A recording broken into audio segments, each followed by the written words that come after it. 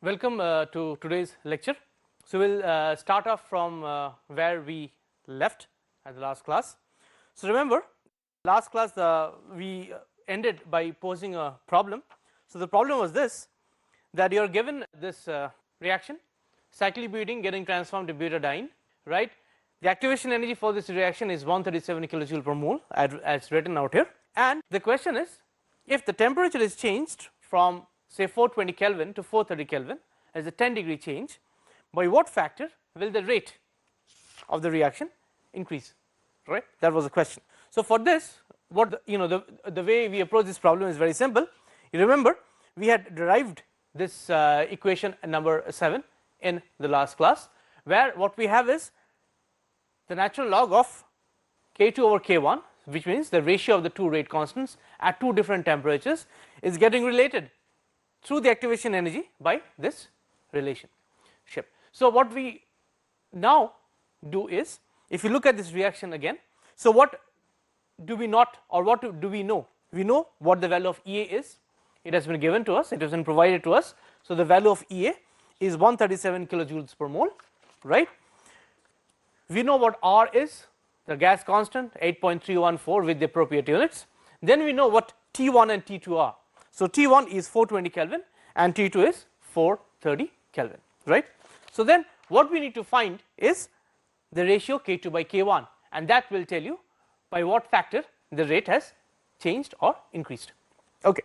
So, let us do this then, let us take this reaction as it is, rather this equation as it is, and plug in our values. Okay.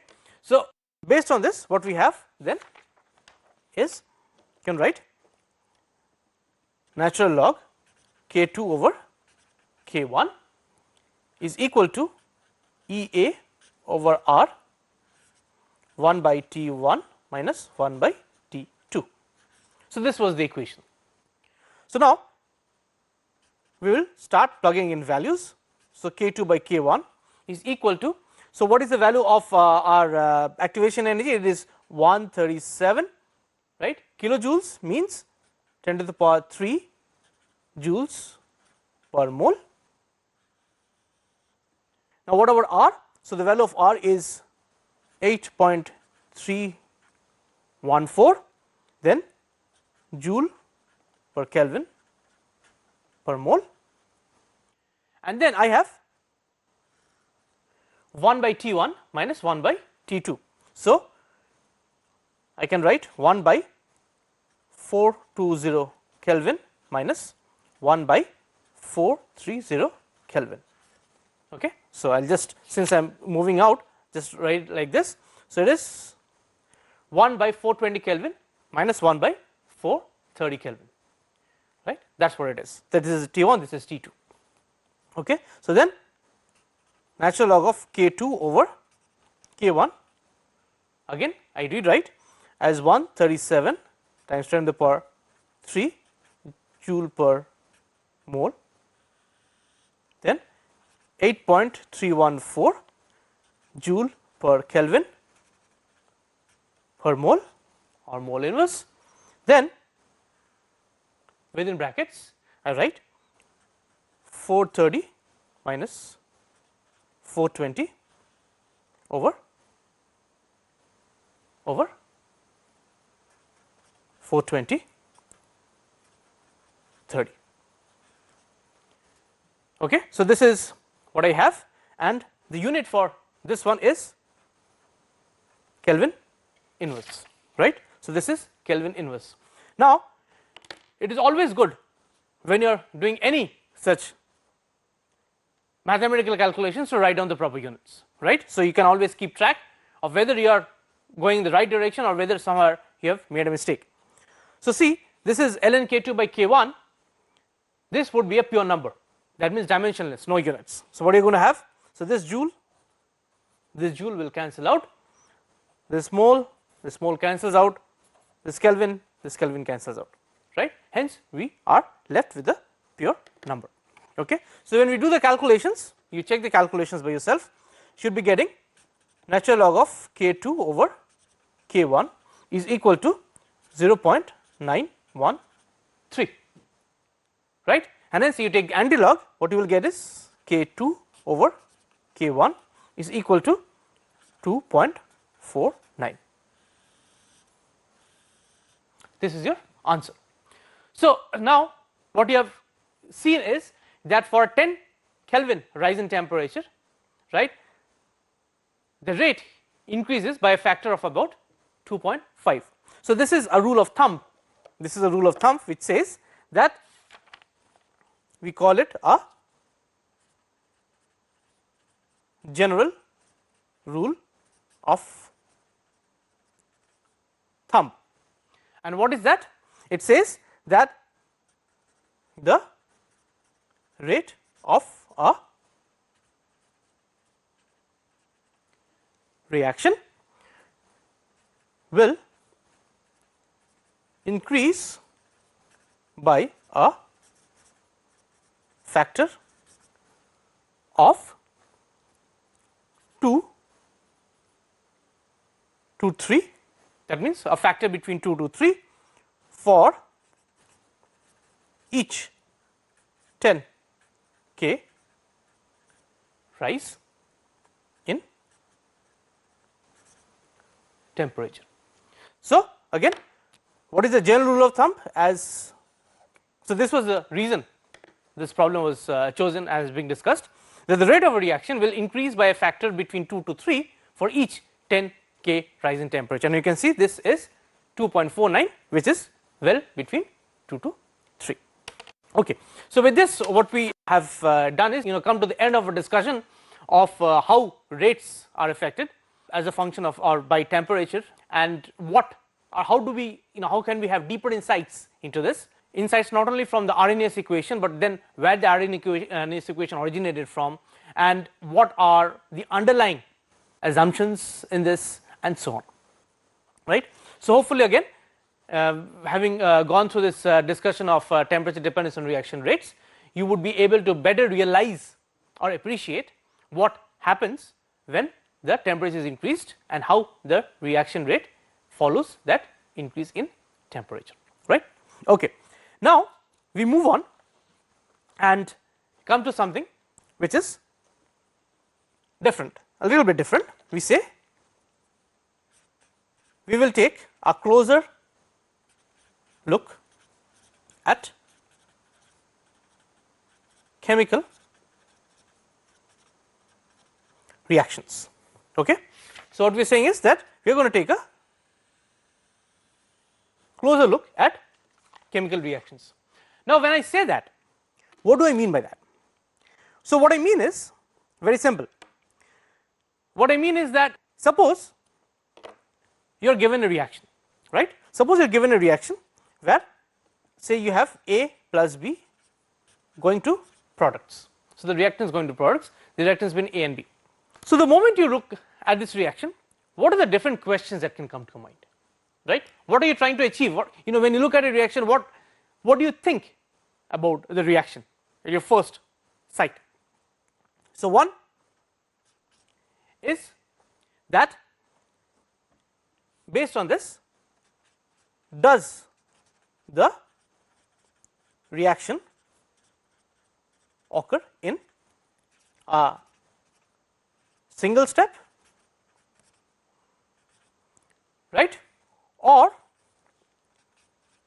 does it involve multiple steps,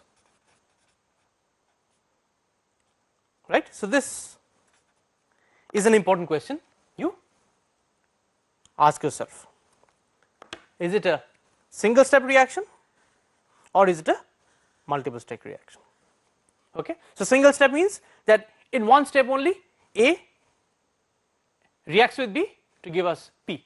If it is multiple steps, then it means that it is not happening in one step. So there is at least two steps, there is at least one step more than the one which is referred to as the single step. So that means there should be at least two steps to make it a multiple step, right. Next, what happens when a reaction, generally what happens when a reaction goes on to products? You have bonds making, bonds will break, bonds will form, right, during the course of the reaction. That means when the reactants go over to the products. So your next question is again very simple. So this is your next question. So the next question is,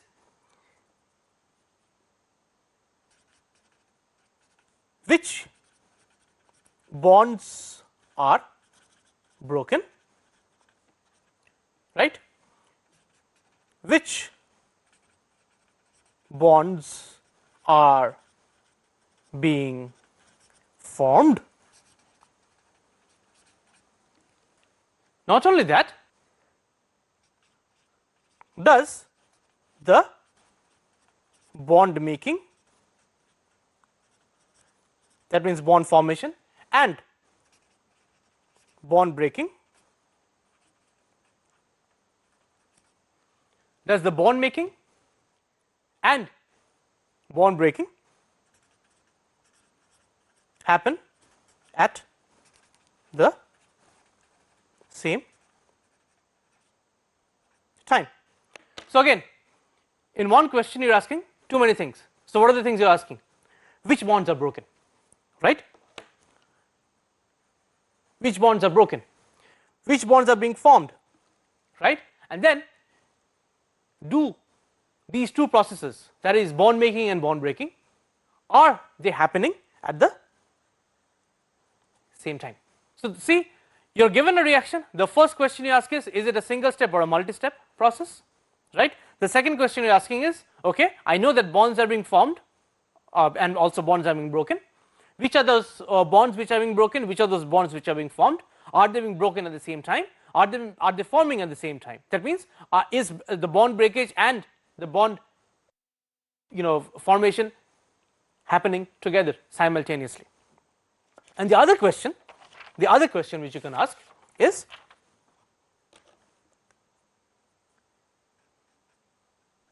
also a very relevant question. The other question you can ask is, what energy changes are involved in the reaction or reactions? What energy changes are involved in the reactions? So the three very important questions, at least three very important questions you ask yourself. A, whether single step or multiple step. 2, which bonds are going to break, which bonds are going to form, will the bond breaking and bond formation be taking place simultaneously? 3, what are the energy changes that are involved as the reaction progresses towards the product side? All these can be summed up in what we say is the reaction mechanism. So the reaction mechanism will encompass all the informations that you have asked for, that you are looking for, right? Is it a single step? Is it a multiple step? Which bonds are being formed or being broken? Are these processes happening at the same time? Then what are the energy changes involved? These are the three questions you asked, and these three questions are addressed together by the reaction mechanism of a certain reaction. So what is the reaction mechanism? So the reaction mechanism, we can say, so the reaction mechanism is, if I write it again, is providing you something. What is it providing? It is providing you a molecular description. It is providing you a molecular description. It is providing a molecular description of how the reactants are being converted to products. Okay, so it provides you a molecular description. And please understand that chemistry is all about molecules, and when you are talking about a reaction mechanism, you are trying to understand at the molecular level, that is at molecule by molecule, how each molecule is reacting with the other, to give rise to your products. Okay. So, this is why the reaction mechanism is so very important. We can say the reaction mechanism, again if we write,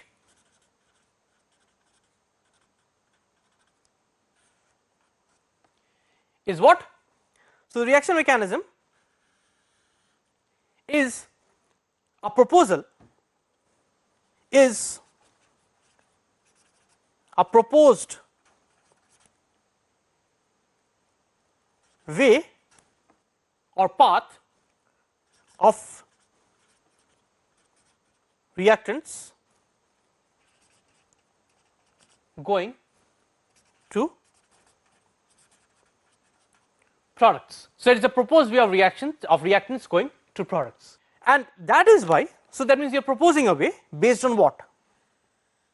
You are proposing a reaction, you are proposing either a single step or multiple steps based on something.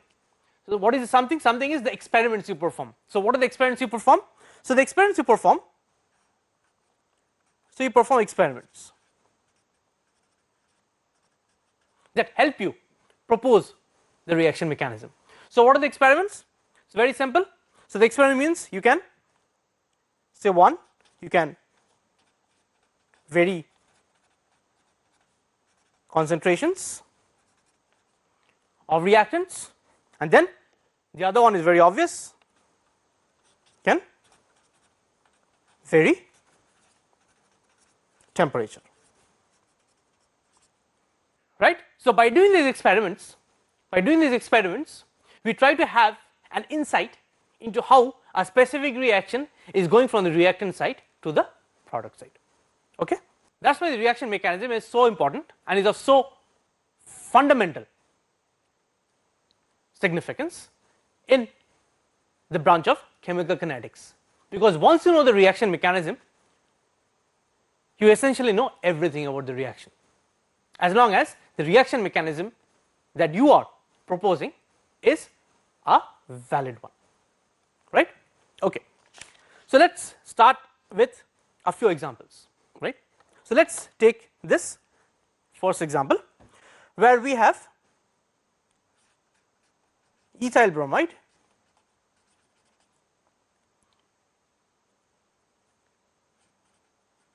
aqueous form, okay, reacting with OH minus aqueous form to give you CH3CH2 OH, you know what it is, aqueous form plus Br minus aqueous form. So, let this be our reaction 1. So, we can say that it is very well established that this reaction happens in a single step. That means in a single step what happens is this molecule reacts with this molecule to give us the products. Such single step reactions, such single step reactions are also known as, this is important, elementary reactions. Okay. So, this is a very important concept in chemical kinetics. So, that means an elementary reaction is what? An elementary reaction is one which proceeds through a single step. There are no other steps involved. One step, it is an elementary reaction.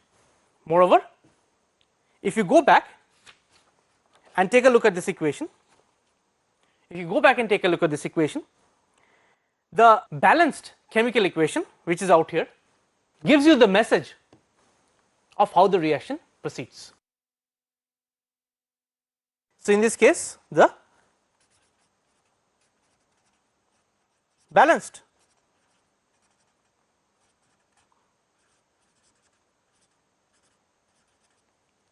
chemical equation conveys the one step nature of the process, right. So, again the balanced chemical equation conveys the one step nature of the process. What do you mean by that? You look at this, this is a balanced reaction happening in a single step. Experiments have proved that it is happening in a single step.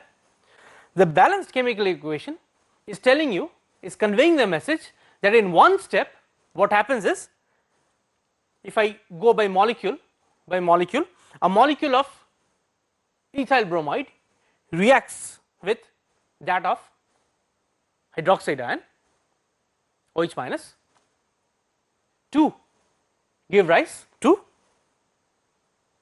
ethanol and bromide.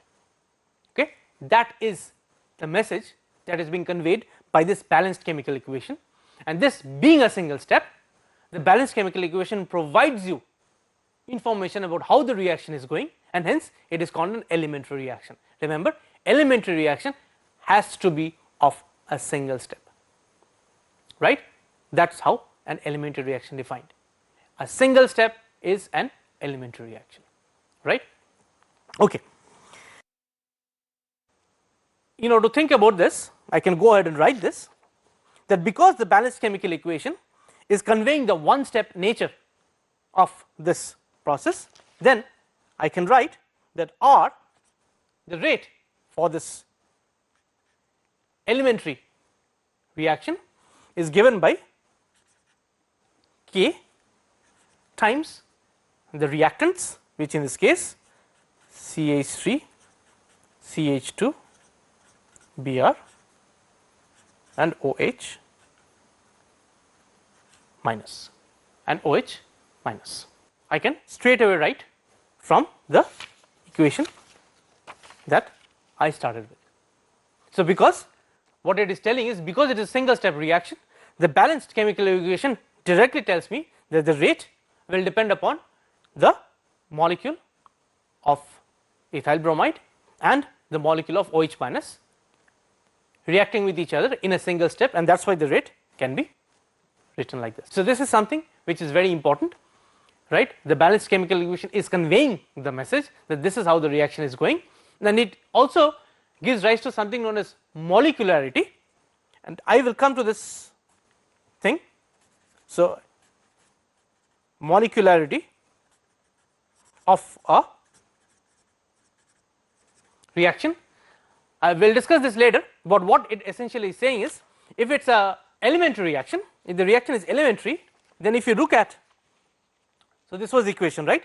If the reaction is elementary, that means happening in a single step, then directly from this this reaction I can write down the rate law. This was reaction 1, right, and this is reaction 2. See how similar they are, only now the reactant, the main reactant, principal reactant has been changed from ethyl bromide to this one. Now, once you have this, all evidence tells you that this reaction is not elementary in nature, that means it happens in multiple steps. And what are the steps? The steps are C6H5CH2Cl, right, giving you C6H5CH2 plus Cl minus. Say this is reaction 3. The next step is C6H5CH2 plus OH minus, giving you C6H5CH2 OH. This is 4. So, what has happened is, unlike the previous reaction where everything was happening in a single step. This, however, we see is not happening in a single step. The first step is going like this, where this one decomposes into a benzyl cation and the corresponding chloride. Then this cation reacts with the hydroxyl ion to give rise to the corresponding alcohol. So immediately when you have more than one step, so now what you also see is, before I move on, if I take these two reactions, and if I add these two reactions, right, if I add these two reactions, what will you see? You will see that this cation gets cancelled out from both the sides and you are left with the balanced chemical equation which you started with, right. So this is an important point of a multi-step reaction, that first, the moment it is a multi-step reaction, then the reaction is not an elementary reaction. Second, when you add these two reactions, these two steps up, or whatever number of steps you have in a non single step reaction, then that should give rise to your balanced chemical equation. Only exceptions being chain equations, which we will not be discussing, but chain equations are very, very complicated in nature, right. Okay. So what can we say from this? What we can say is that a reaction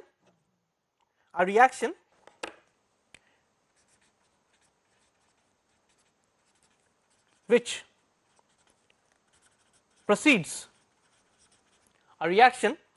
proceeds by more than one step is known as a composite reaction or a complex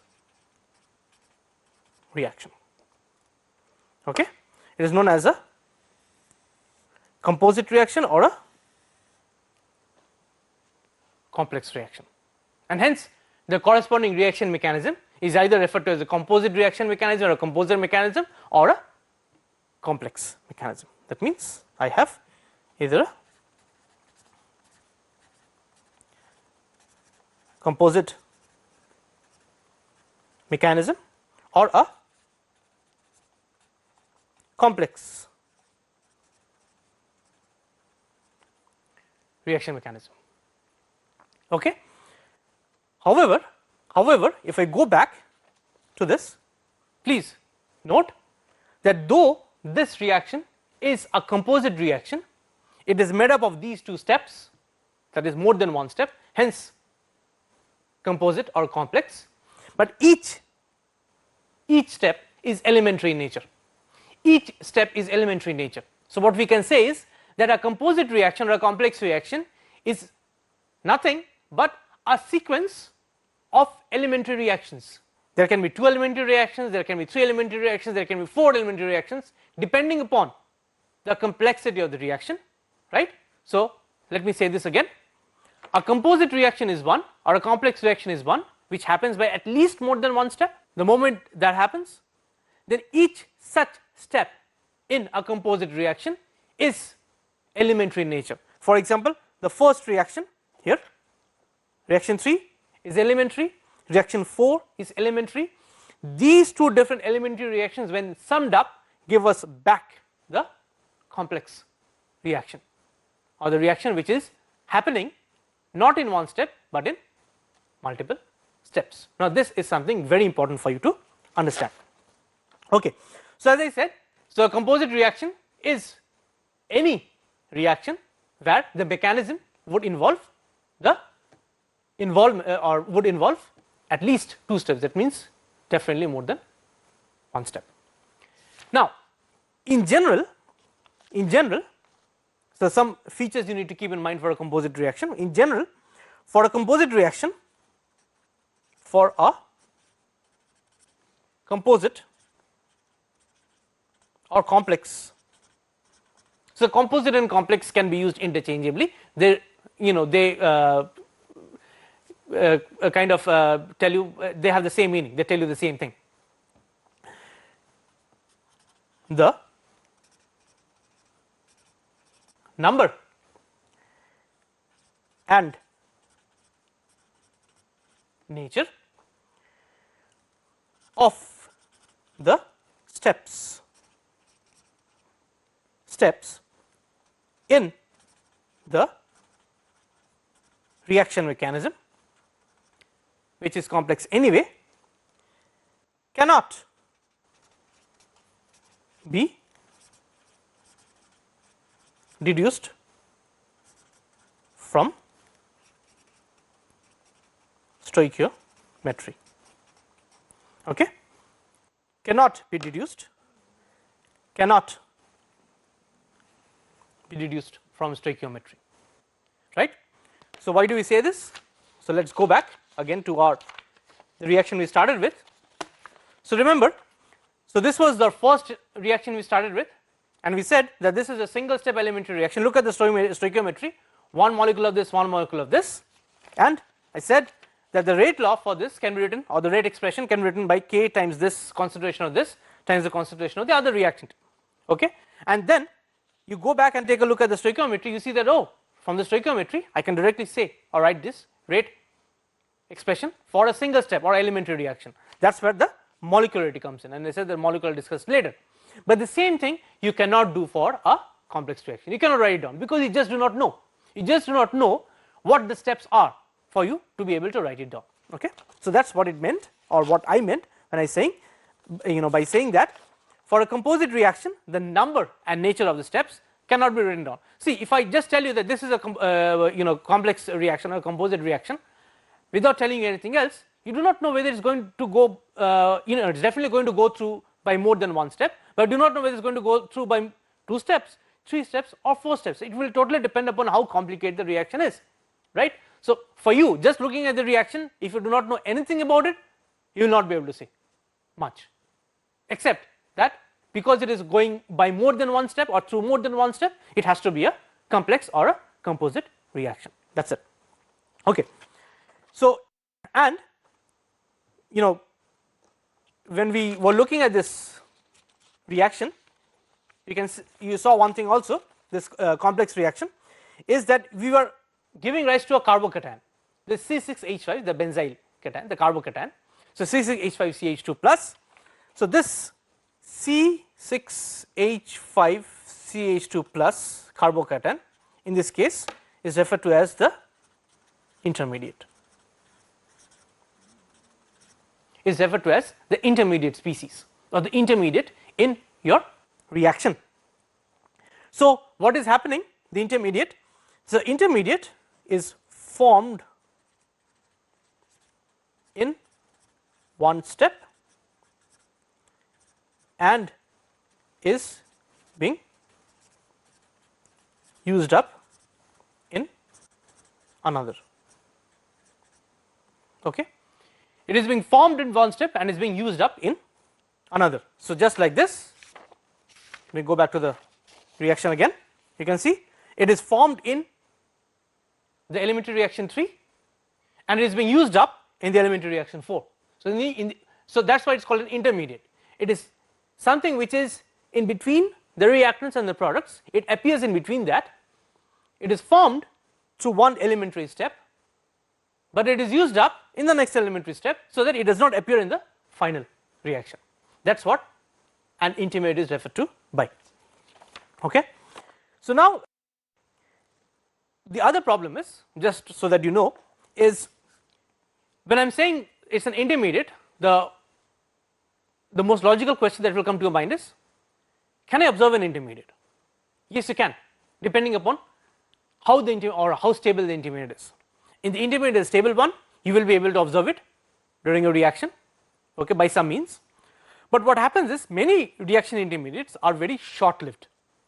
It is very hard to observe them, and that is where proposing a reaction mechanism becomes even harder, because see, if you are going to propose a reaction mechanism, it has to follow the rate expression or the rate law, which we will see later. And to propose that, you need to know what are the possible intermediates that can happen in a reaction. Now, if you are able to see or identify the intermediates by some means or the other, by some technique or the other, then no problem. But if you are not able to identify, then it becomes that much more difficult for you to predict or to propose a plausible reaction mechanism that goes or follows the rate expression. So, this is where the importance of intermediates being able to be identified or not being identified comes into play. So, that is why intermediates play a very important role in many chemical reactions. Okay. And I had already mentioned this to you that I will not write this down. An important feature of such composite reactions is that if you add up these elementary reactions which make up the composite or complex reaction mechanism, then you should get back the final rate or the final balanced chemical equation which you had started with. The only exception being are chain reactions. So, chain reactions are much more complicated, as I told you. We are not going to do that, we are not going to cover that. But so in chain reactions you do not expect this to happen, because as I said, the chain reactions are too complicated. Before talking about reaction mechanisms, because that is what we are going for, let us think about the third question that you asked. The third question was this. So, what were the three questions again? Let us try to recall. A, is it a single step? A multiple step. 2, which bonds are being broken? Which bonds are being formed? Are these things happening at the same time, two processes happening at the same time, bond breaking, bond making? The third question is, what are the energies involved? What sort of energy diagram can I plot when I go from the reactant side to the product side? So, let us try to do this energy thing, or energy, look at this energy diagram. So, let us take a very simple plot. I will tell you what the plots are. So, or what the plot is. So, on the horizontal x axis we have something known as the reaction coordinate, right. On the vertical axis or y axis we have potential energy. Okay. So, this is potential energy on the y axis and this is the reaction coordinate. Now, let us talk about a certain reaction. Okay. So, let us talk about an elementary reaction. Let us talk about this elementary reaction. An elementary reaction means an elementary reaction which is a reaction which is happening through a single step. Okay. So, let this be our reactants, let this be our products, and this is typically what you would see being depicted in many books. So, this then would be your reactants and this would be your products. Okay. So, what is this diagram called? So, this diagram is referred to as an energy profile. So, okay. So, I will draw it again later. Energy profile for a chemical reaction, and here for this one we are just considering an elementary reaction, right, a single step reaction. Now, what do you see? You have two things or aspects being plotted. One is the potential energy on the vertical axis and one is the reaction coordinate. Let us try to understand a little bit more what these two mean, these two axes, that means the potential energy axis and the reaction coordinate. Okay. So, let us try to understand the potential energy, the vertical axis. So, the vertical axis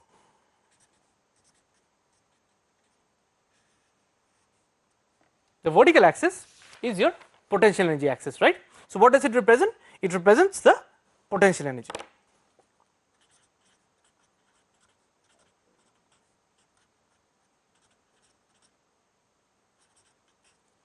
So, what do I mean by that?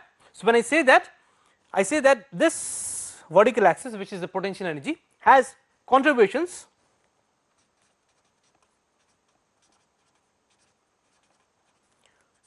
from the energy stored, the energy stored in chemical bonds as well as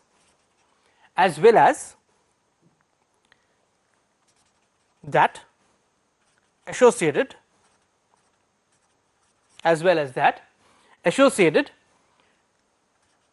with interactions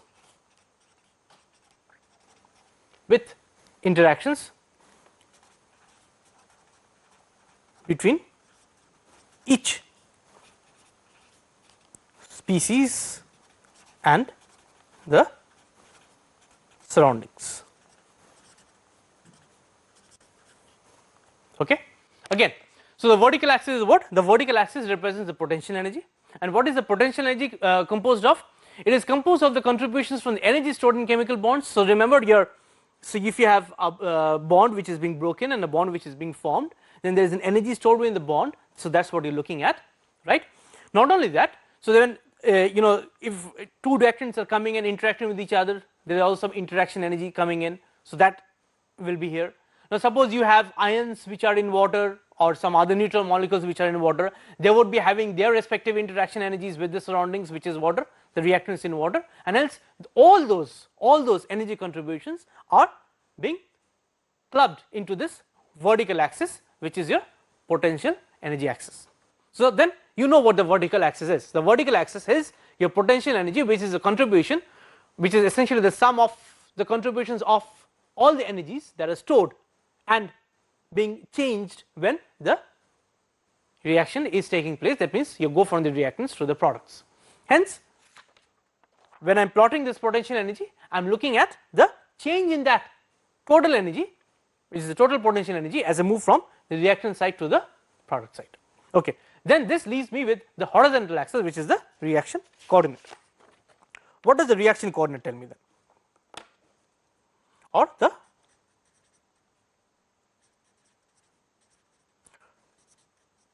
horizontal axis, which is my reaction coordinate. Now the name might be a very fancy name, but it is very simple. So you see, what does a reaction coordinate try to imply? So reaction means reaction, coordinate means by looking at some coordinate, some sort like x, y, z coordinates, and looking at some coordinate, you understand how the reaction is progressing. So that is typically what a reaction coordinate is. So we can write down, then the reaction coordinate summarizes the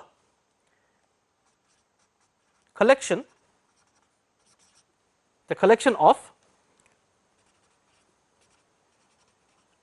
motions such as changes in interatomic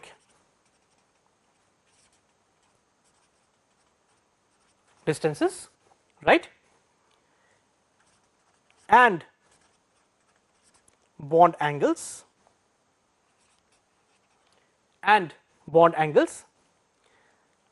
that are directly involved in the formation of products. Okay. So again, what it does, it summarizes, that means it is a collective coordinate of the changes in interatomic distances and or bond angles that are directly involved as you move from the reactant side to the product side. So then what does it tell you again? Then it tells you that it represents the path, it represents the path that the system takes when it moves from the reactant side to the product side. So I can say then it is the path the system takes as a move from the reactant side to the product side.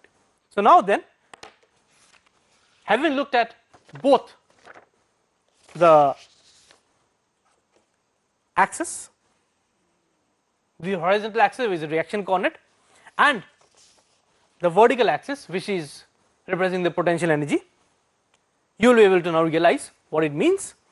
So along the reaction coordinate you are having bond breaking, bond angle changing and so on, which bond is breaking, the change in the thermic distances, and because of those changes, what is happening is your potential energy is changing, because remember the potential energy is a contribution of all those things, right? Your bond, energy associated with the bond, energy associated with the interactions between the solid molecules, because whenever these changes in bond angles or intermediate distance are happening, all these energies are also changing as you go from the reactants to the products, and this is what the energy profile is telling you. So energy profile is telling you that as I move along the reaction coordinate, which takes me from the reactant side to the product side, how is my potential energy changing? के सवालों के जवाब देंगे। यूं तो जिंदगी हर मोड़ पर इम्तिहान देती है, जिसका सामना हम कभी हंसकर और कभी रोकर कर ही लेते हैं, लेकिन न जाने क्यों इम्तिहान के वक्त छात्रों को इतनी टेंशन हो जाती है कि पूछिए मत। इसका असर उन पर मानसिक और शारीरिक दोनों तरीके से पड़ता है, और नतीजा ये कि ना तो पढ़ाई ठीक से हो पाती है और ना ही पेपर ठीक से दिए जाते हैं। ऊपर से टीचर्स और पेरेंट्स का प्रेशर सो अलग, क्योंकि हर कोई चाहता है इम्तिहान अच्छी तरह हो और बच्चों के अच्छे नंबर आए। ऐसे में माननीय प्रधानमंत्री श्री नरेंद्र मोदी जी ने छात्रों के मन को समझा और उन्हें लगा कि इम्तिहान से पहले छात्रों से सीधा संपर्क साधना जरूरी है, ताकि उन तक ये संदेश पहुंचाया जा सके कि पढ़ाई लिखाई करते समय जितना हो सके मन को शांत रखना चाहिए। उससे आप जो पढ़ रहे हैं वो आसानी से समझ आ जाता है और इम्तिहान देते वक्त याद रहता है और एक कॉन्फिडेंस बना रहता है। प्रधानमंत्री जी की ये पहल, जिससे छात्रों का मनोबल बढ़ सके और तनाव दूर हो सके, मोदी जी छात्रों से प्रधानमंत्री की तरह नहीं बल्कि बड़े भाई, मित्र और साथी के रूप में सहज बातचीत करेंगे। यहाँ एक इनफॉर्मल माहौल होगा और छात्र प्रधानमंत्री जी से अपने सवाल पूछ सकेंगे। प्रधानमंत्री जी बच्चों के प्रश्नों के जवाब देंगे और बच्चे बिना किसी स्ट्रेस के तैयारी करने, एग्जाम पर फोकस करने और बिना चिंता के अपनी बेस्ट परफॉर्मेंस देने के लिए प्रेरित होंगे।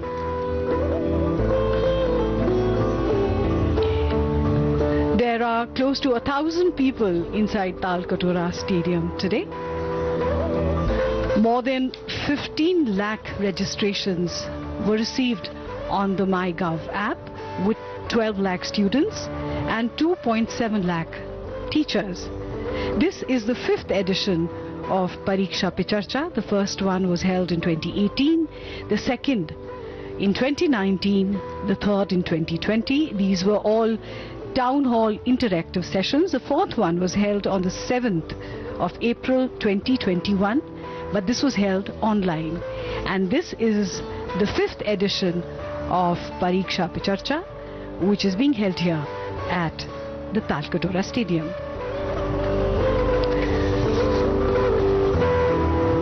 The Honorable Prime Minister Shri Narendra Modi ji conceptualized a unique interactive program, Pariksha Pe Charcha, where students, parents, teachers across the nation and also from overseas interact with him to discuss and overcome the stress emerging out of examinations in order to celebrate life as an utsav, a festival.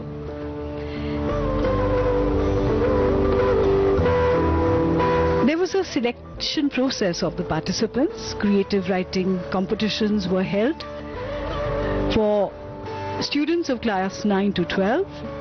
Teachers and parents registered on the mygov.in portal from the 28th to December to the 3rd of Feb 2022. The theme for students was exam stress management strategies during COVID-19.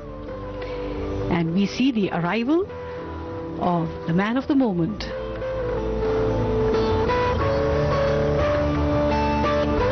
The mind, the thought behind Pariksha Pe Charcha. An interactive session with the students of India. The Honorable Prime Minister of India, Shri Narendra Modi ji, being greeted by the Education Minister, Shri Dharmendra Pradhan. This is a day for children, by children. The focus is really on children, and here in the foyer we see this exhibition that has been organized here.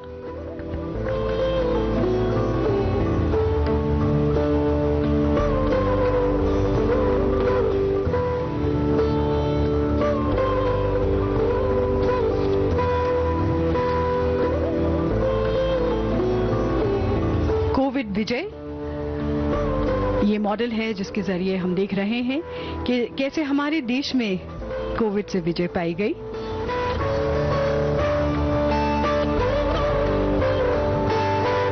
एकता में आनंद,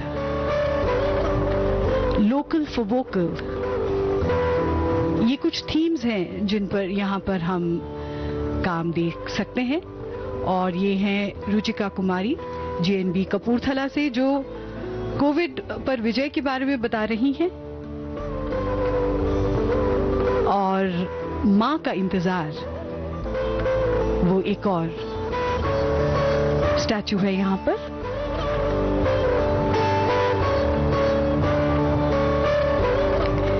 और ये paintings हैं जिसका theme है पंचतत्व। The 5 elements. Most of these paintings have been made by Aminya Singh, who here is explaining to the Honorable Prime Minister the theme of each of the paintings. भूमि, जल, अग्नि, गगन और वायु के रूप में पंच महाभूत हमारी सृष्टि का आधार माने गए हैं। और ये आजादी का अमृत महोत्सव,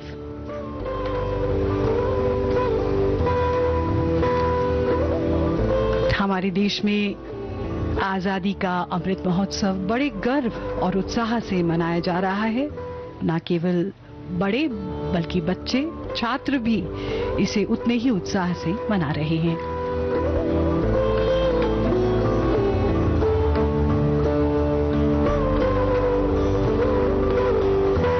इन पेंटिंग्स का थीम है उत्कृष्ट भारत। प्रधानमंत्री जी को बताते हुए हैं गायत्री लांडे, जो कि JNV अकोला महाराष्ट्र से हैं।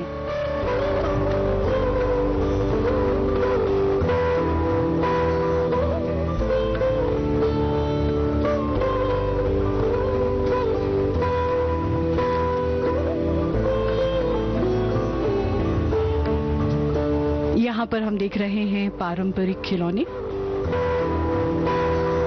इन खिलौनों से खेलते खेलते बच्चे खेल खेल में ही रिश्तों के बारे में, दुनिया के बारे में, जीवन के बारे में बहुत सी बातें सीख जाते हैं।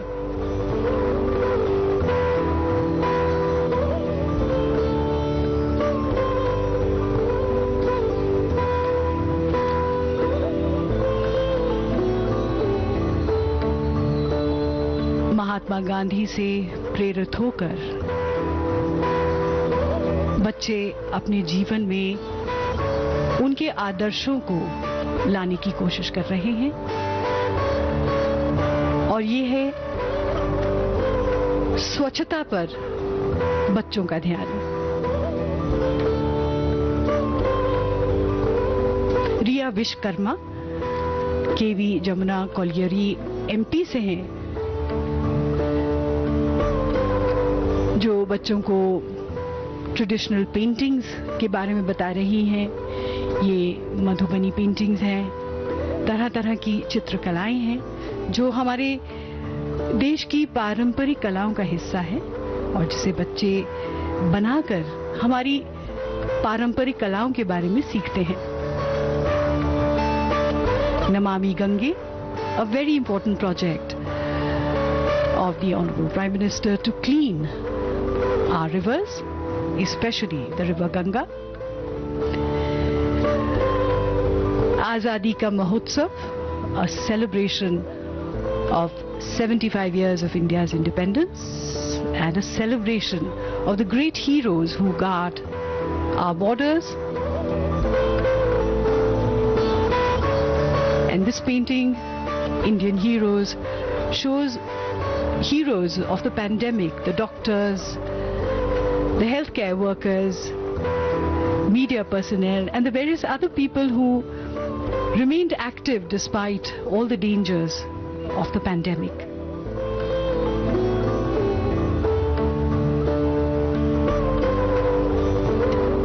Every canvas is a journey all on its own. A picture, they say, is a poem without words. And these are some of the fine works we are seeing of the students of various schools from across the country.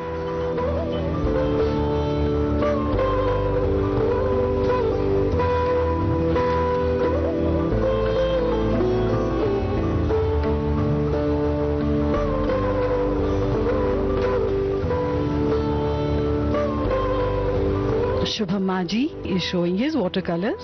He's from KV Jamtara, Jharkhand.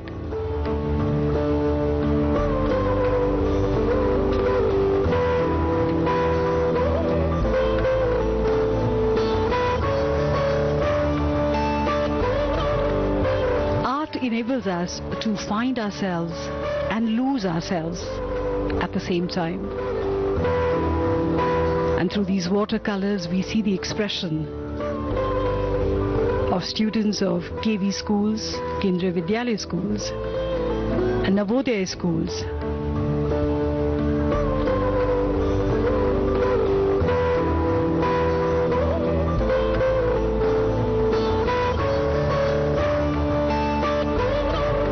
These are various projects that children from Bal Bhavan have made. The National Bal Bhavan is an autonomous body under the Department of Education that imparts non-formal education to children between the ages of 5 and 16. The idea here is to encourage children to think creatively, to be imaginative through activities which are entertaining. And we are seeing some of the creativity of the children of Bal Bhavan here. Expression through colors, monochrome, but beautiful nonetheless.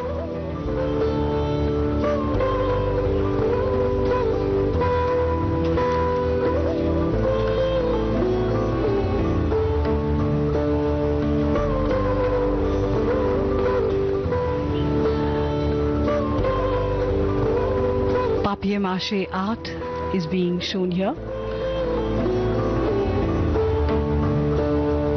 By using simple everyday things, one can create objects of great beauty.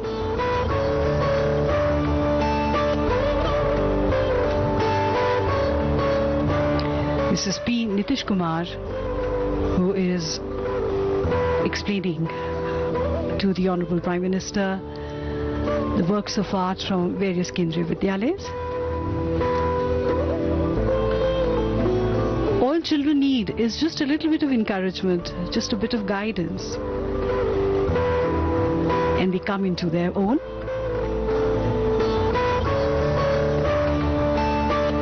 The themes here include the need to be more eco-friendly and green. And there is a painting of the Honorable Prime Minister himself.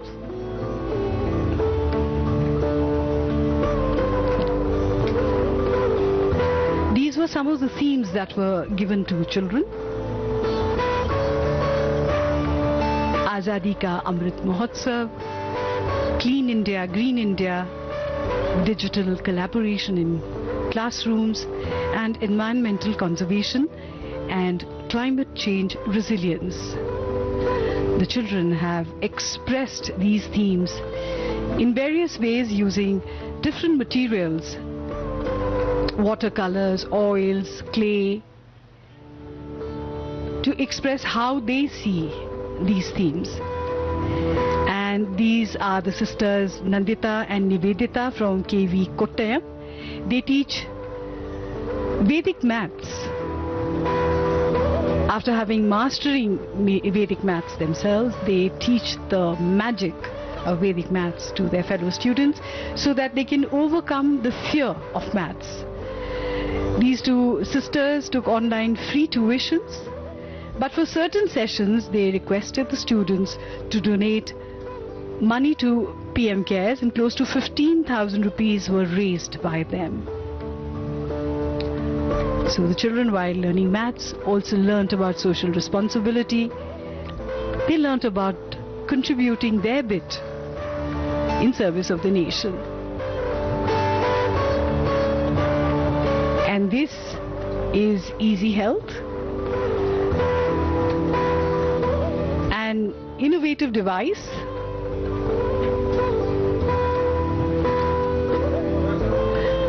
Harsh Vajpayee of KV1 Rewa, Madhya Pradesh has developed it. It senses two parameters, temperature and pulse, and updates it to a Wi-Fi database every 15 seconds. Doctors get alerted of abnormalities by email and phone call. The two sisters have something else to explain to the Honorable Prime Minister.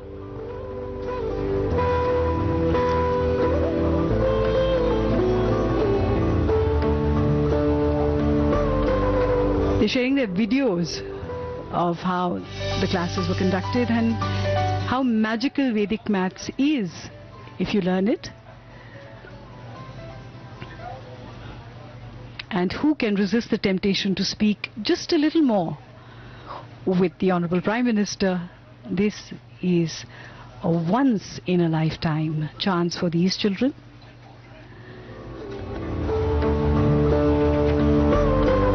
The Prime Minister always takes keen interest in innovations of all kinds.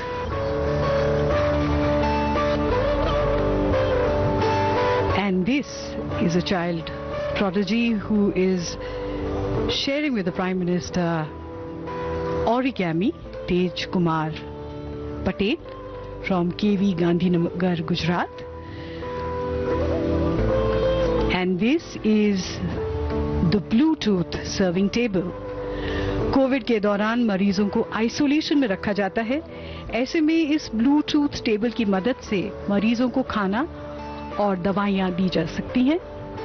ये एक phone app से चलता है और उस app को भी इन्हीं बच्चों ने डेवलप किया है. आर्यन कुमार जिन्होंने ब्लूटूथ बनाया है, ब्लूटूथ सर्विंग टेबल बनाया है, और ये है 3D printer.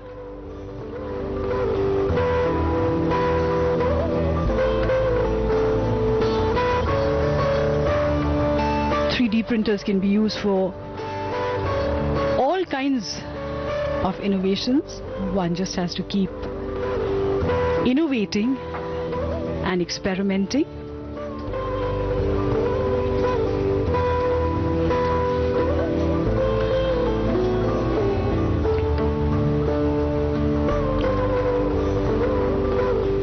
With great confidence, the children sharing their innovations with the Honorable Prime Minister.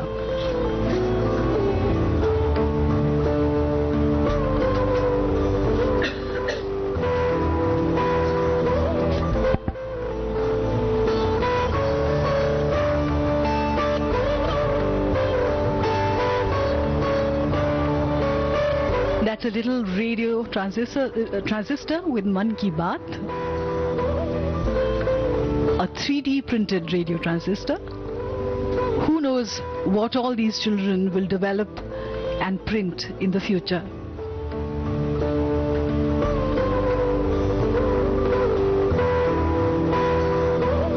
The Prime Minister has asked the students to autograph this little device for him.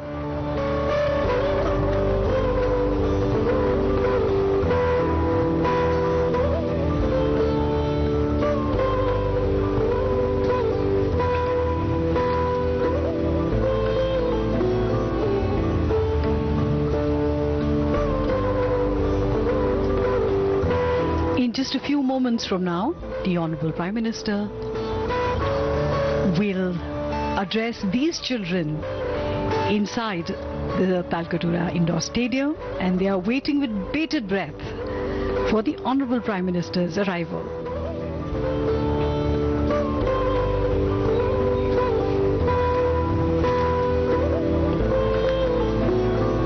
The Honorable Prime Minister will answer questions of children from all across the country. Some of this will be done virtually, while there are some children who are present here who will ask their questions. And children have excitedly expressed themselves about this interaction. Verma है। मैं केंद्रीय विद्यालय कपूरथला छावनी की छात्रा हूं और मैं 12वीं कक्षा में पढ़ती हूं। मैं बहुत एक्साइटेड हूं और बहुत ही खुशनसीब समझती हूं खुद को कि मुझे मौका मिला है और प्रधानमंत्री जी हमसे खुद बातचीत करेंगे और जो हमारा स्ट्रेस होता है और जब वो हमसे बातचीत करते हैं वो सारा स्ट्रेस हम दूर हो जाता है और हमें बहुत अच्छा महसूस होता है। I am Aminya Singh from JNV Kanpur Nagar, Uttar Pradesh. I'm both excited and nervous at the same time. I'm feeling very fortunate that I'm getting a chance, a golden chance to meet a Prime Minister, and I'm very excited for this. I'm Aditya from class 10th Jawahar Navodaya Vidyalaya Faridabad. आज तक मैं उनसे कभी मिला नहीं हूँ, तो आज उनसे मैं बात करने जा रहा हूँ और इन पर्सन बात करने जा रहा हूँ, तो मेरे लिए बहुत एक्साइटेड हूँ मैं उसके लिए। मेरा नाम प्रियांशु तिवारी, मैं केंद्रीय विद्यालय दिल्ली संभाग का छात्र हूँ, कक्षा 11वीं। मैं अपने आप को बहुत भाग्यशाली मानता हूँ कि मुझे परीक्षा पे चर्चा प्रोग्राम में हिस्सा लेने का मौका मिला है। प्रधानमंत्री जी को अपने सामने देखना एक अपने में ही बहुत बड़ी बात है।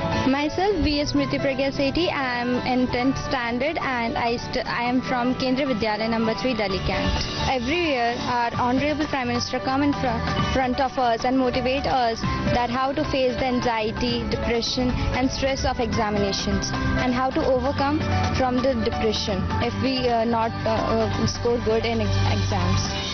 नमस्कार, मैं सौम्या तिवारी केंद्रीय विद्यालय छावनी से बोल रही हूँ। हमारी एक और इतनी अच्छा हमारा भाग्य है कि जो हम यहाँ पर उपलब्ध हैं इस चीज़ के लिए और खुद प्रधानमंत्री जी हमारे सामने अपना सब मार्गदर्शन हमारा देंगे। जो भी बातें हैं, हमारी कठिनाइयाँ हैं परीक्षा की, उन सब का मार्गदर्शन करेंगे हमारे सामने और हमें बहुत अच्छा लगेगा कि सर हमारे साथ सब अच्छा बोलेंगे, बताएंगे हमें। मेरा नाम हर्षिता है और मैं केंद्रीय विद्यालय कक्षा 12वीं की छात्रा हूँ। देश के प्रधानमंत्री जी खुद हमारे मार्गदर्शन के लिए यहाँ उपस्थित होंगे। इससे हमें ज़िंदगी में कुछ अच्छा करने की प्रोत्साहन मिलेगा और हम बहुत खुश हैं कि हमें ये सुनहरा अवसर प्राप्त हुआ है।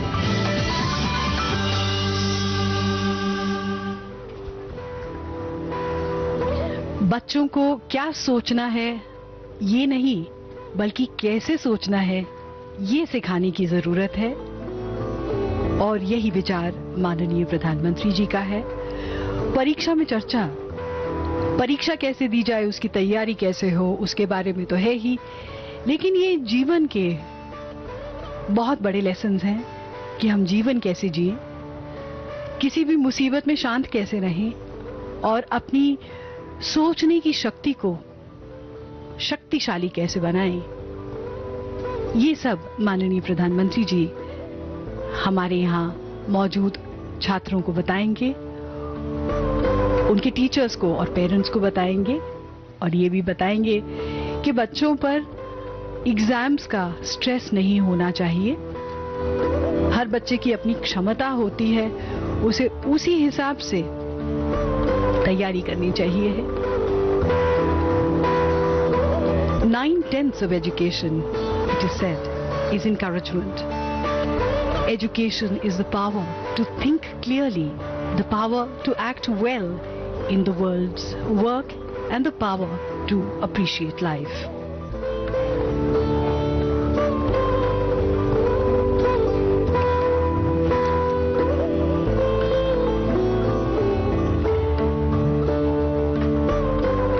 Some of the motivational quotes by the Honorable Prime Minister include, if you fail to be disappointed with failure, you will be successful. You need to move ahead of bad attempts. Technology is good, but its use is in our hands.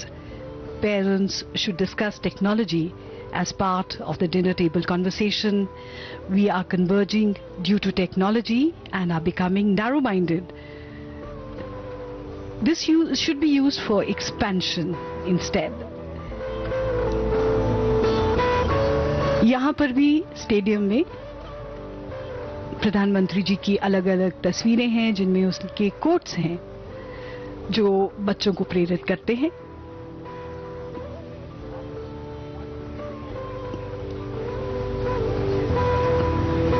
Self-confidence is very important. It's not a pill or herb. There is no tablet that can be consumed for instant confidence. We have to build it every day.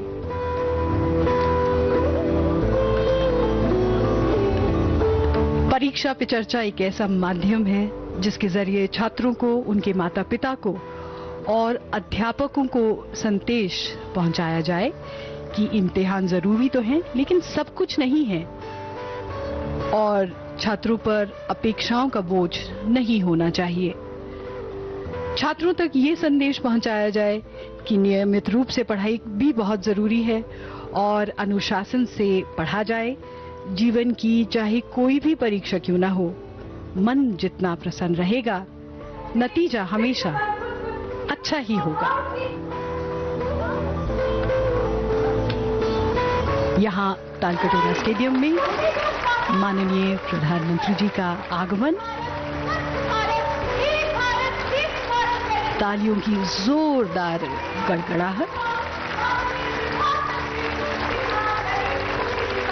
परीक्षा पे चर्चा 2022 में हार्दिक स्वागत, वंदन, कोटि कोटि अभिनंदन।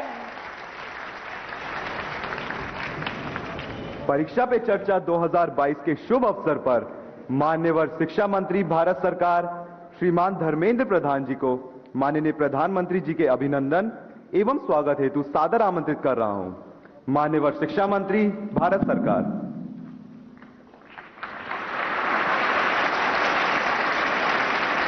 नमस्कार मित्रों, अत्यंत खुशी और गौरव की विषय है परीक्षा पे चर्चा की 5वीं संस्करण में 5th एडिशन पे हम सभी का मार्गदर्शन करने हेतु, देश की नई पीढ़ी को आशीर्वाद देने हेतु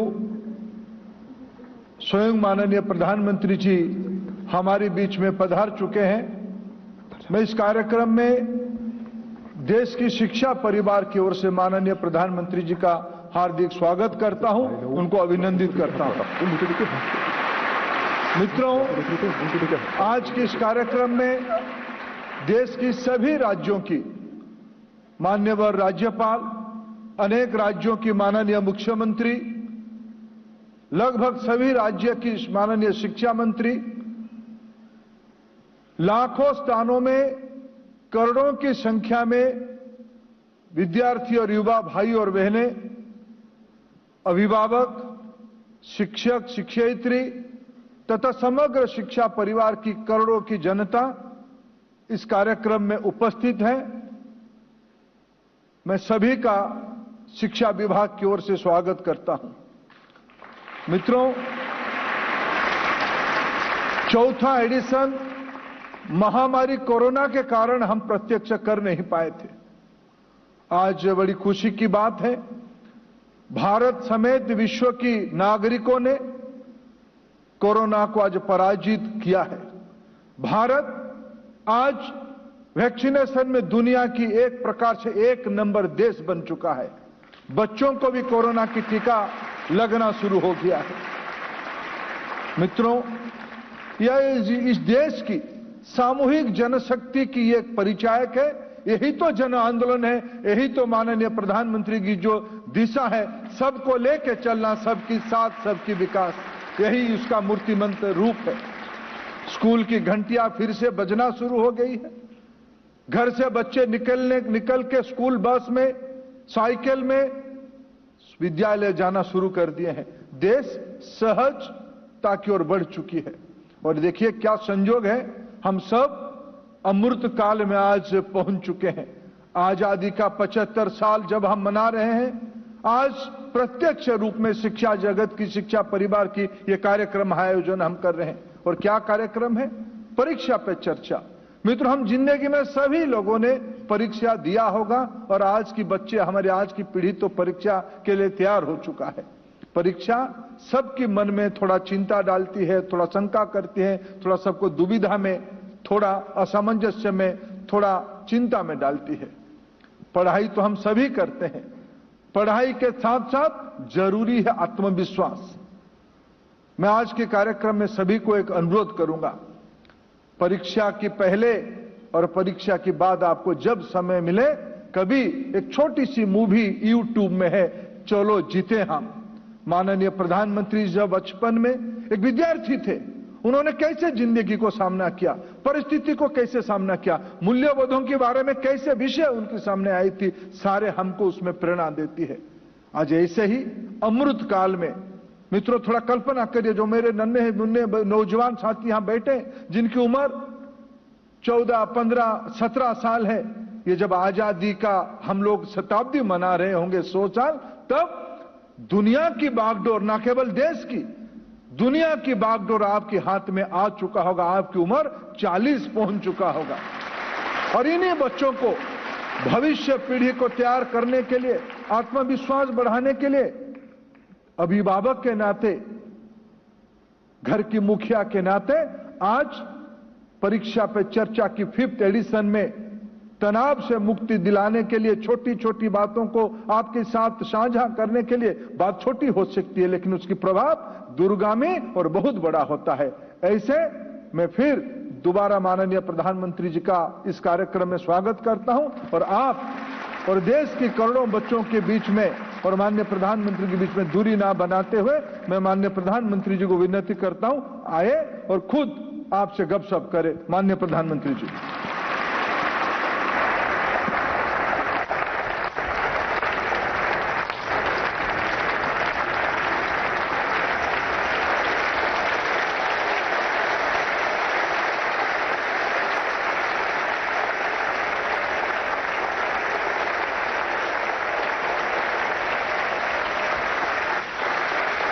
आप सबको नमस्कार।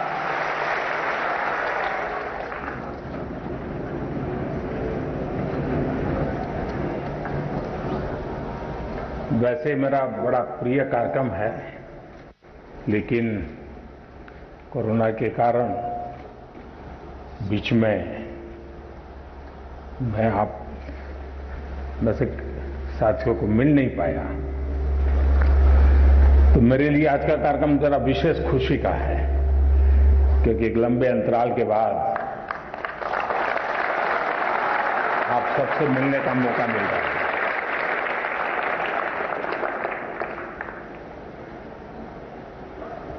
मुझे नहीं लगता है कि परीक्षा का आप लोगों को कोई टेंशन होगा। मैं सही हूं ना? मैं सही हूं ना? आप लोगों को टेंशन नहीं होगा ना? अगर टेंशन होगा तो आपके माता पिता को होगा कि क्या करेगा। सच में बताइए, किसको टेंशन है, आपको कि आपके परिवार वालों को? जिनको खुद को टेंशन है वो हाथ ऊपर करे। अच्छा, अभी भी लोग हैं? अच्छा। और जिनका पक्का विश्वास है कि मम्मी पापा को टेंशन है, वो कौन कौन है? ज्यादा लोग वही है। कल विक्रम संवत नव वर्ष शुरू हो रहा है और वैसे ही अप्रैल महीना हमारे देश में अनेक त्योहारों से भरा रहता है। मेरी आने वाले सभी त्योहारों के लिए आप सबको बहुत बहुत शुभकामनाएं। लेकिन त्योहारों के बीच में एग्जाम भी होती है और इसलिए त्योहारों का मजा नहीं ले पाते हैं। लेकिन अगर एग्जाम को ही त्योहार बना दें तो फिर वो त्योहार में कई रंग भर जाते हैं। और इसलिए आज का हमारा कार्यक्रम हम हमारे एग्जाम्स में त्योहार का वातावरण कैसे बनाएं, उसको रंगों से कैसे भर दें, उमंग उत्साह के साथ हम परीक्षा के लिए कैसे प्रस्थान करें, इन्हीं बातों को लेकर के हम चर्चा करेंगे। कई साथियों ने बहुत सारे सवाल मुझे भेजे भी हैं। कुछ लोगों ने मुझे ऑडियो मैसेज भी भेजा है, कुछ लोगों ने वीडियो मैसेज भेजा है। मीडिया के साथियों ने भी स्थान स्थान पर विद्यार्थियों से बातें करके कई सवाल निकाले हैं। लेकिन समय सीमा में जितना कर सकता हूं उतना जरूर करूंगा। लेकिन मैं इस बार एक नया साहस करने वाला हूं। बस क्योंकि पिछले 5 बार का अनुभव है कि बाद में कुछ लोगों की शिकायत रहती है कि मेरी बात रह गई, मेरी बात नहीं आई वगैरह। तो मैं एक काम करूंगा इस बार कि आज जितना हो सकता है समय की सीमा में हम बातें करेंगे। लेकिन बाद में आपके जो सवाल है उसको मैं अगर समय मिला तो वीडियो के माध्यम से, कभी प्रवास करते समय मेरे पास मौका होगा तो ऑडियो के माध्यम से, या तो फिर रिटन टेक्स्ट के रूप में मैं नमो ऐप पर सारे चर्चा को फिर से एक बार आपके सामने जो चीजें यहां छूट गई हैं उसको रखूंगा, ताकि आप नमो ऐप पर जाकर के, और उसमें भी इस बार एक नया प्रयोग किया है, माइक्रो साइट बनाई है, तो वहां पर भी जाकर के आप इसका लाभ उठा सकते हैं। तो आइए हम कार्यक्रम प्रारंभ करते हैं। सबसे पहले कौन है? Thank you honourable prime minister sir. माननीय प्रधानमंत्री जी, आपका प्रेरक एवं ज्ञानवर्धक उद्बोधन सदैव हमें सकारात्मक ऊर्जा एवं विश्वास से भर देता है। आपके बृहद अनुभव एवं ज्ञानपूर्ण मार्गदर्शन की हम सब उत्सुकता से प्रतीक्षा कर रहे हैं। माननीय, आपके आशीर्वाद एवं अनुमति से हम इस कार्यक्रम का शुभारंभ करना चाहते हैं। धन्यवाद मान्यवर।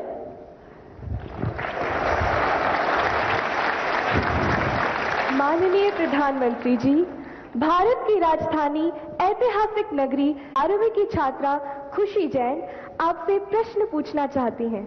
खुशी, कृपया अपना प्रश्न पूछिए। ये अच्छी बात है, खुशी से शुरू हो रहा है।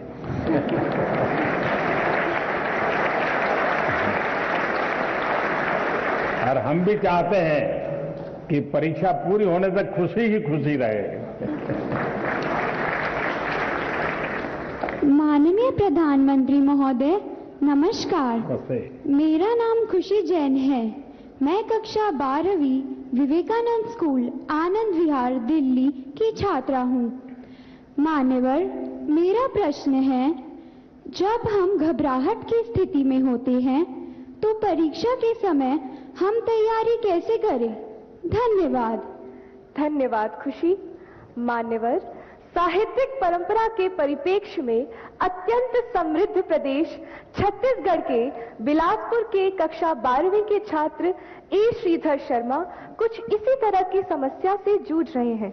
वह उत्सुक है प्रधानमंत्री जी के समक्ष अपनी बात रखने को। श्रीधर, कृपया अपना प्रश्न पूछिए। नमस्कार माननीय प्रधानमंत्री महोदय, मैं श्रीधर शर्मा दक्षिण पूर्व मध्य रेलवे उच्चतर माध्यमिक विद्यालय नंबर 1 बिलासपुर छत्तीसगढ़ के कक्षा 12वीं आर्ट्स का छात्र हूं। महोदय, मेरे प्रश्न कुछ इस प्रकार हैं। मैं परीक्षा संबंधी तनाव से कैसे निपटूं? अगर मेरे अंक अच्छे नहीं आए तो क्या होगा? अगर मुझे अपेक्षित अंक प्राप्त नहीं हुए तो क्या होगा? और अंततः अगर मेरे ग्रेड अच्छे नहीं आए तो मैं अपने परिवार की निराशा से कैसे निपटूं? धन्यवाद Shridhar. From the land where the Sabarmati Sant Mahatma Gandhi ji started his Satyagrah movement, I invite Kenny Patel, a class 10 student of Vadodara, who earnestly seeks your guidance on similar challenges faced by her. Kenny, please ask your question. Greeting Prime Minister sir. My name is Kenny Patel. I am from Treehouse High School, Vadodara, Gujarat, from class 10th. My question is how to overcome the stress of completing the whole syllabus with a proper revision to enhance our marks and results, and how to take proper sleep and rest during the examination time. Thank you, sir. Thank you, Kenny. माननीय प्रधानमंत्री जी, खुशी, श्रीधर शर्मा तथा केनी पटेल परीक्षा के तनाव से व्यथित हैं। उन्हीं की तरह देश भर से अनेक विद्यार्थियों ने एग्जाम स्ट्रेस से संबंधित प्रश्न पूछे हैं। परीक्षा के तनाव से लगभग सभी विद्यार्थी प्रभावित होते हैं और आपके मार्गदर्शन के अभिलाषी हैं। माननीय प्रधानमंत्री जी, एक साथ आप लोगों ने इतना सवाल पूछ लिए हैं कि ऐसा लग रहा है कि मुझे ही पैनिक से गुजरना पड़ेगा। देखिए, आपके मन में भय क्यों होता है, ये प्रश्न मेरे मन में है। क्या आप पहली बार एग्जाम देने जा रहे हैं क्या? आप में से कोई नहीं है जो पहली बार एग्जाम देने जा रहा है। मतलब कि आपने बहुत सारी एग्जाम दे चुके हैं और अब तो आप प्रकार से एग्जाम के इस दौर से आखिरी छोर की तरफ पहुंच चुके हैं। इतना बड़ा समंदर पार करने के बाद किनारे पर डूबने का डर, ये तो दिमाग में बैठता नहीं है। तो पहली बात है कि आप मन में एक बार तय कर लीजिए कि परीक्षा जीवन का एक सहज हिस्सा है। हमारी विकास यात्रा का छोटे छोटे पड़ाव है और उस पड़ाव से हमें गुजरना है। हम गुजर चुके हैं। जब इतनी बार हम एग्जाम दे चुके हैं, एग्जाम देते देते देते एक प्रकार से हम एग्जाम प्रूफ हो गए हैं। और जब ये विश्वास पैदा हो जाता है तो ये नहीं, आने वाली किसी भी एग्जाम के लिए ये अनुभव अपने आप में आपकी ताकत बन जाते हैं। इसे, आपके इन अनुभव को, जिस प्रक्रिया से आप गुजरे हैं, उसको आप कतई छोटा मत मानिए। दूसरा, ये आपके मन में जो पैनिक होता है, क्या ये तो नहीं है कि प्रिपेयर्डनेस में कमी है?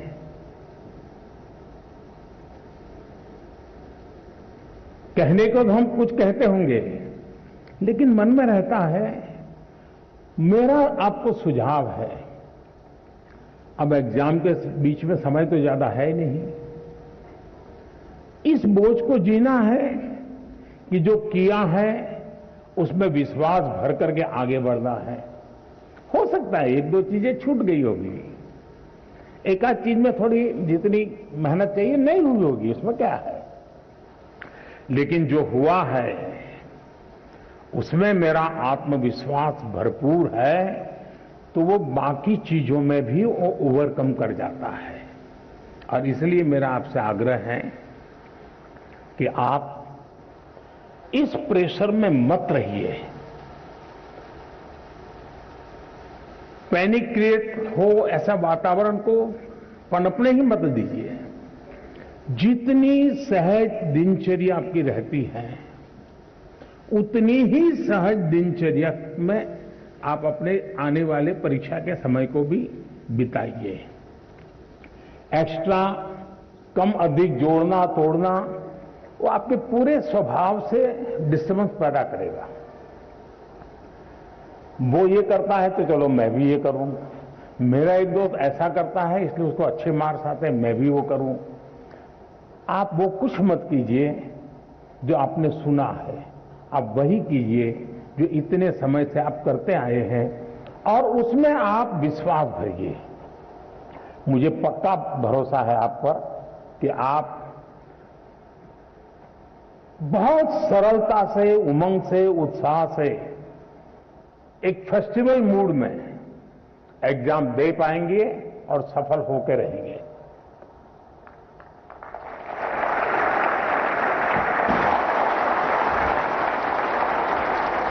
Thank you, Honorable Prime Minister, sir, for teaching us to accept exams as a natural experience to believe in ourselves.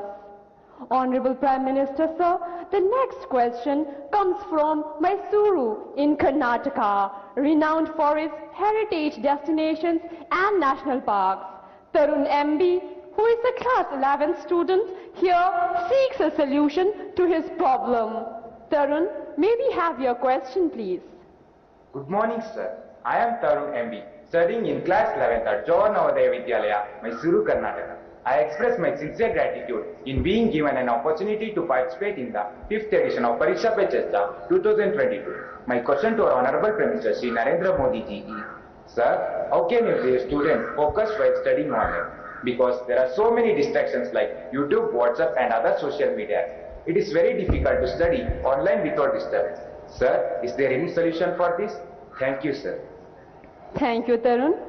Honorable Prime Minister, sir, Sahid Ali, a class 10 student of Silver Oak School, Delhi Cantonment Board, is eager to ask his question on a similar subject. Sahid, please ask your question. नमस्कार महोदय, माननीय प्रधानमंत्री जी, मैं Sahid Ali Silver Oak School Delhi Cantonment Board में 10वीं कक्षा का छात्र हूं। पिछले 2 वर्षों से हम अपनी पढ़ाई ऑनलाइन मोड में कर रहे हैं। इंटरनेट के इस्तेमाल से हम में से बहुत से बच्चों में सोशल मीडिया और ऑनलाइन गेमिंग की एडिक्शन सी हो गई है। इस स्थिति से बाहर निकलने के लिए क्या करें? कृपया हमारा मार्गदर्शन कीजिए। Thank you, Sahid.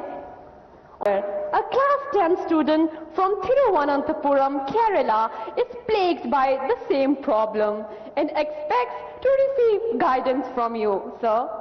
Kirtana's question has been received from times now. Kirtana, please ask your question. Hi, I am Kirtana from class 10 in Christchurch School, Thiruvananthapuram, Kerala. As we all know, our classes have shifted online during the pandemic. There is so much distraction in our homes in the form of mobile, social media, etc. Sir, so my question is, how can we improve the learning through online classes? Thank you, Kirtana. Honorable sir, online education has challenged not only students but teachers too. Mr. Chandra Chudeshwaran M., a teacher from Krishnagiri, seeks guidance and direction from you. Sir, please ask your question. Namaste, Honorable Prime Minister, sir. I am Chandra Chudeshwaran from the Ashok Leyland School, Hosur, Tamil Nadu. My question is, as a teacher, conducting online teaching and learning has become a challenge. How best to face it, sir? Dhanyavad, Mahoday. Thank you, sir. Honorable Prime Minister, sir, Tarun, Sahid, Kirtana and Chandra Chudeshwarinder, sir, are all anxious about the online education has caused them to addicted to and distracted by social media during the last 2 years. Honorable sir, from different parts of the country, we have received many similar questions. Out of those, these are the selected ones that sum up everyone's concerns. I request you to please guide them, sir. मेरे मन में एक सवाल आता है कि आप लोगों ने बताया कि कहीं इधर इधर भटक जाते हैं। थोड़ा अपने आप को पूछिए कि जब आप ऑनलाइन रीडिंग करते हैं तो सचमुच में रीडिंग करते हैं कि रील देखते हैं।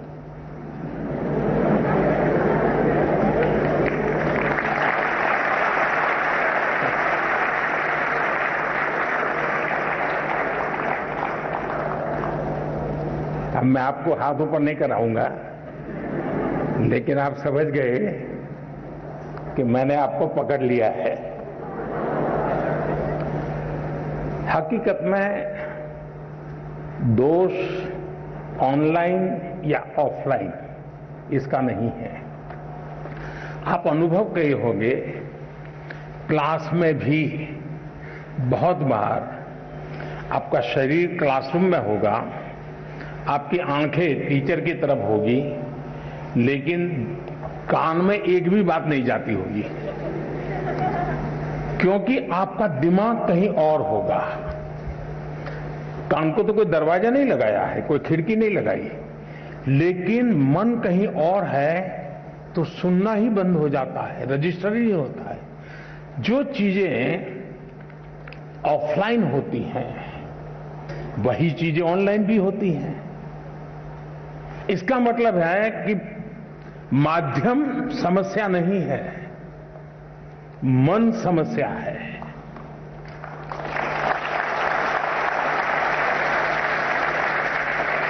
माध्यम ऑनलाइन हो या ऑफलाइन, अगर मेरा मन पूरी तरह उससे जुड़ा हुआ है, उसमें डूबा हुआ है, मेरा एक खोजी मन है जो उसमें की बारीकियों को पकड़ने की कोशिश कर रहा है, तो आपके लिए ऑनलाइन या ऑफलाइन मैं नहीं मानता हूं कि कोई फर्क पड़ सकता है। और इसलिए हम, जैसे युग बदलता है तो माध्यम भी बदलते रहते हैं। अब पहले के जमाने में जो गुरुकुल चलते थे, सदियों पहले, सहस्त्र वर्ष पहले, तो वहां तो प्रिंटिंग पेपर भी नहीं थे, तो उस समय कोई किताब भी नहीं थी, तो ऐसे ही कंठस्थ सब चलता था। तो उनकी श्रवण शक्ति इतनी तेज रहती थी कि सुनते थे और उसको कंठस्थ कर लेते थे, और पीढ़ी दर पीढ़ी कान के द्वारा सीख करके, बाद में युग बदल गया, प्रिंटेड मटेरियल आ गया, किताबें आने लगी, तो लोगों ने उसमें ढाल दिया। ये इवोल्यूशन लगातार चलता रहा है, ये, और यही तो मानव जीवन की विशेषता है। तो वो इवोल्यूशन का एक हिस्सा है कि आज हम डिजिटल गैजेट के माध्यम से, नए टेक्नोलॉजिकल टूल के माध्यम से बड़ी आसानी से चीजों को प्राप्त कर सकते हैं और बड़े व्यापक रूप से प्राप्त कर सकते हैं। इसे हमने एक अपॉर्चुनिटी मानना चाहिए, हमने इसे समस्या नहीं मानना चाहिए। लेकिन ये भी सही है कि कभी हमने एक कोशिश करनी चाहिए, हम ऑनलाइन हमारी पढ़ाई को एक रिवॉर्ड के रूप में अपने टाइम टेबल में रख सकते हैं। मुझे पक्का विश्वास है कि मान लीजिए आपने आपके टीचर के द्वारा मिली हुई नोट्स और स्टैंडर्ड मटेरियल कहीं आपको ऑनलाइन अवेलेबल है, दोनों को बराबर देखेंगे तो आप ही उसका वैल्यू एडिशन कर सकते हैं।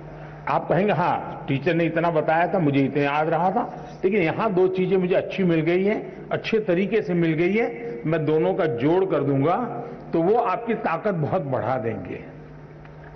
ऑनलाइन का दूसरा लाभ ये है, आखिरकार शिक्षा का एक हिस्सा है ज्ञान अर्जन करना।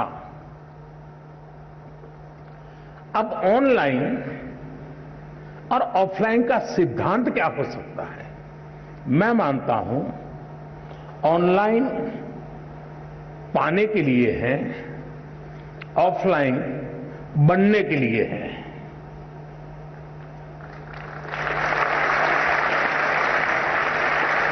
मुझे कितना ज्ञान पाना है, कितना अर्जित करना है, मैं ऑनलाइन जाकर के दुनिया के जिस छोर से जो भी अवेलेबल है मैं अपने मोबाइल फोन पर या अपने आईपैड पर ले आऊंगा, इसको मैं अंगीकृत करूं। और ऑफलाइन जो मैंने वहां पाया है उसको पनपने के लिए मैं अवसर दूंगा।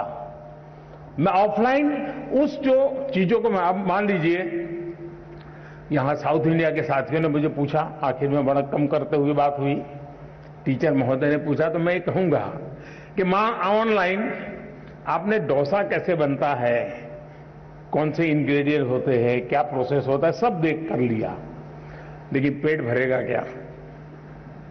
बढ़िया से बढ़िया डोसा आपने कंप्यूटर पर बना दिया, सारे इंग्रेडिएंट का उपयोग कर लिया, पेट भरेगा क्या? लेकिन वो ज्ञान अगर आपने कोशिश की और डोसा बना दिया तो पेट भरेगा या नहीं भरेगा? तो ऑनलाइन को आपका आधार मजबूत करने के लिए उपयोग करें, आपको ऑफलाइन में उसको जाकर के जीवन में साकार करना है। शिक्षा का भी ऐसा ही है। पहले आपकी जो किताब है वो, आपके जो टीचर है वो, आपका जो सराउंडिंग्स है वो, बहुत सीमित साधन थे ज्ञान प्राप्त करने के।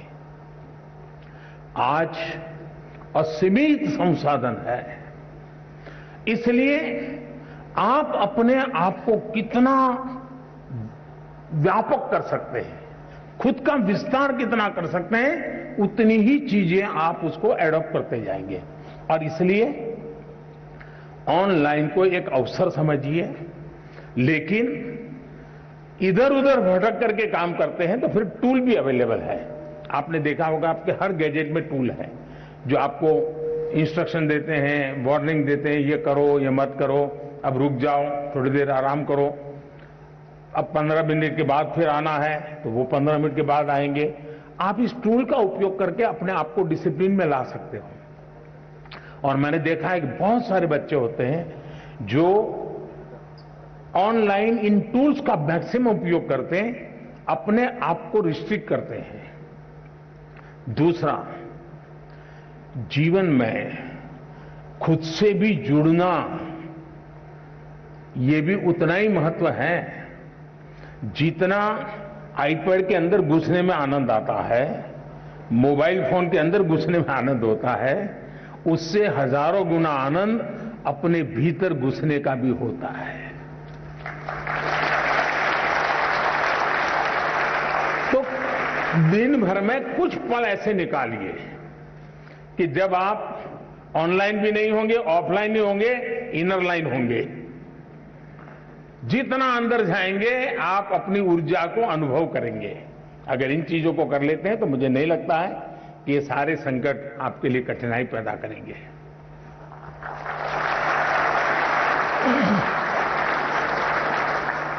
माननीय प्रधानमंत्री जी, आपने हमें मूल मंत्र दिया कि जब हम एकाग्र मन होकर अपनी पढ़ाई करें तो सफलता हमें अवश्य मिलेगी। धन्यवाद महोदय। माननीय प्रधानमंत्री जी, वैदिक सभ्यता और सिंधु घाटी सभ्यता के मुख्य निवास स्थान पानीपत हरियाणा से सुश्री सुमन रानी, जो कि एक शिक्षिका है, आपके समक्ष अपना प्रश्न रखना चाहती है।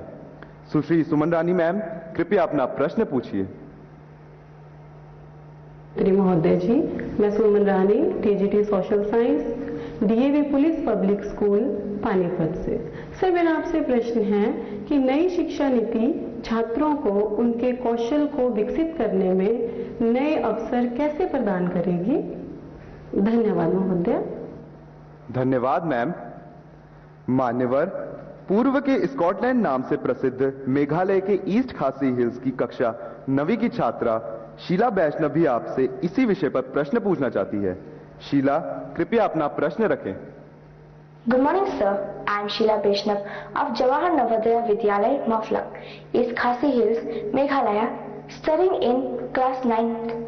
My question to Honorable Prime Minister is how provisions of National Education Policy will empower students' lives in particular and society in general and pave way for Naya Bharat. Thank you, sir. Thank you Sheela. श्रद्धेय प्रधानमंत्री जी, नई शिक्षा नीति को ध्यान में रखते हुए इस तरह के कई और भी सवाल देश भर से प्राप्त हुए हैं, जिनमें विद्यार्थियों ने यह अभिव्यक्त किया है कि हमारी रुचि कुछ और होती है, हम विषय कोई और पढ़ रहे होते हैं। ऐसी स्थिति में क्या करें? कृपया मार्गदर्शन कर कृतार्थ करें। जनाब, गंभीर प्रकार का सवाल पूछा है और इतने कम समय में उसका पूरा विस्तार से जवाब देना भी कठिन है। पहली बात तो है, ये न्यू एजुकेशन पॉलिसी के बजाय हम ये कहें ये नेशनल एजुकेशन पॉलिसी है, एनईपी। कुछ लोग एन को न्यू कहते हैं, एक्चुअली ये नेशनल एजुकेशन पॉलिसी है। और मुझे अच्छा लगा कि आपने पूछा, शायद दुनिया में शिक्षा की नीति निर्धारण में इतने लोगों का इन्वॉल्वमेंट हुआ होगा, इतने स्तर पर हुआ होगा, ये अपने आप में शायद एक बहुत बड़ा वर्ल्ड रिकॉर्ड है।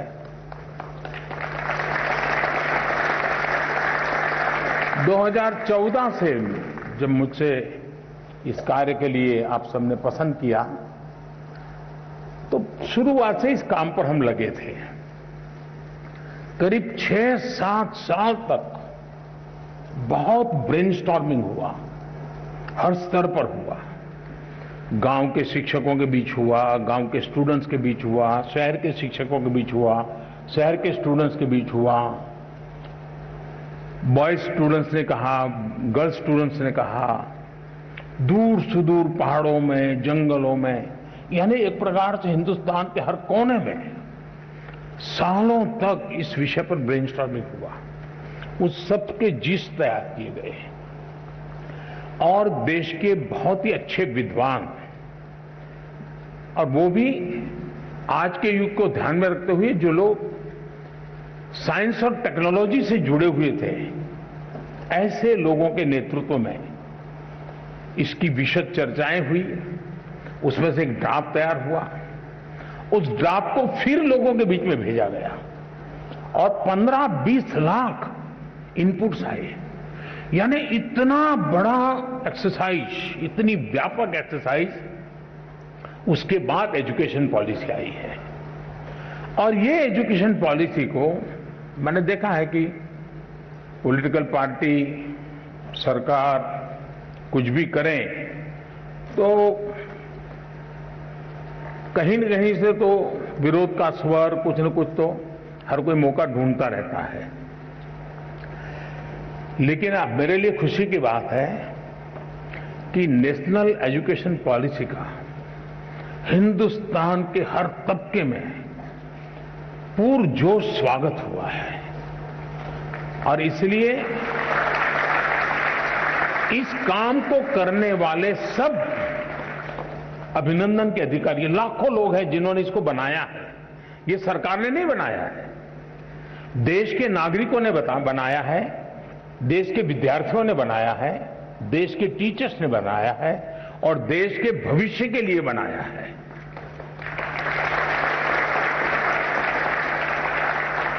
अब एक छोटा सा विषय, पहले हमारे यहां खेलकूद एक एक्स्ट्रा एक्टिविटी माना जाता था। आपको जो 5वीं, 6ठी, 7वीं में पढ़े होंगे उनको पता होगा। अब इस नेशनल एजुकेशन पॉलिसी में वो शिक्षा का हिस्सा बना दिया गया है।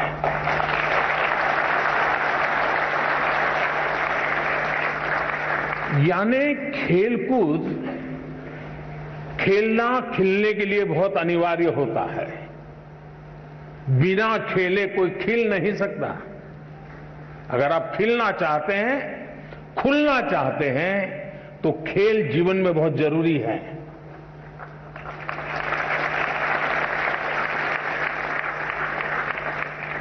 टीम स्पिरिट आता है, साहस आता है, अपने प्रतिस्पर्धी को समझने की ताकत आती है। ये सारी किताबों में से जो सीखते हैं, खेल के मैदान में आसानी से सीख सकते हैं। लेकिन वह पहले हमारी शिक्षा व्यवस्था से बाहर था, एक्स्ट्रा एक्टिविटी था, उसको प्रतिष्ठा दी। अब आप देखते हैं कि परिवर्तन आने वाला है और इन दिनों खेलकूद में जो रुचि बढ़ रही है तो उसको एक प्रतिष्ठा मिली है। फर्क, मैं एक ऐसी चीज बता रहा हूं कि जो आपको ध्यान में आए। कहने के लिए तो मेरे पास बहुत सारी चीजें हैं। उसी प्रकार से क्या हम 20वीं सदी की नीतियों को लेकर के 21वीं सदी का निर्माण कर सकते हैं क्या? मैं आप लोगों से पूछता हूं। 20वीं सदी की सोच, 20वीं सदी की व्यवस्था, 20वीं सदी की नीति, इससे 21वीं सदी में आगे बढ़ सकते हैं क्या? जरा जोर से बताइए ना। नहीं बढ़ सकते ना। तो हमें 21वीं सदी के अनुकूल अपनी सारी व्यवस्थाओं को, सारी नीतियों को ढालना चाहिए कि नहीं ढालना चाहिए? अगर हम अपने आप को इवॉल्व नहीं करेंगे तो हम ठहर जाएंगे, और ठहर जाएंगे ऐसा नहीं, हम पिछड़ जाएंगे। और इसलिए भी वैसे बीच में समय जितना जाना चाहिए था उससे ज्यादा चला गया, उससे देश का नुकसान हुआ है। लेकिन अब जब हम पहुंच चुके हैं, अब जैसे आज हम देखते हैं कि कभी कभार मां बाप की इच्छा के कारण, रिसोर्सेज के कारण, नजदीक में व्यवस्था के कारण हम अपनी इच्छा की शिक्षा के लिए आगे नहीं बढ़ पाते हैं, और सब प्रेशर के कारण और प्रतिष्ठा के कारण एक ढर्रे पर चले गए, हाँ नहीं डॉक्टर बनना है। लेकिन हमारा जो इंस्टिंक्ट है कुछ और है। मुझे वाइल्ड लाइफ में इंटरेस्ट है, मुझे पेंटिंग में इंटरेस्ट है, मुझे टेक्नोलॉजी में इंटरेस्ट है, मुझे साइंस में इंटरेस्ट है, मुझे रिसर्च में इंटरेस्ट। अब कारणों से मैं मेडिकल में तो चला गया, पहले तो गए हैं, तो फिर इस पाइपलाइन में यहां घुसे आप तो आपको वहां ही निकलना पड़ेगा दूसरे छोर पर। अब हमने कह दिया ऐसा जरूरी नहीं है कि आप प्रवेश कर लिया, लेकिन 1 साल 2 साल के बाद लगा कि नहीं भी मेरा रास्ता ये नहीं है, मेरा तो मिजाज वो है, मैं वहां जाना चाहता हूं। तो अब नेशनल एजुकेशन पॉलिसी आपको नए रास्ते पर जाने का अवसर देती है, सम्मान के साथ अवसर देती है।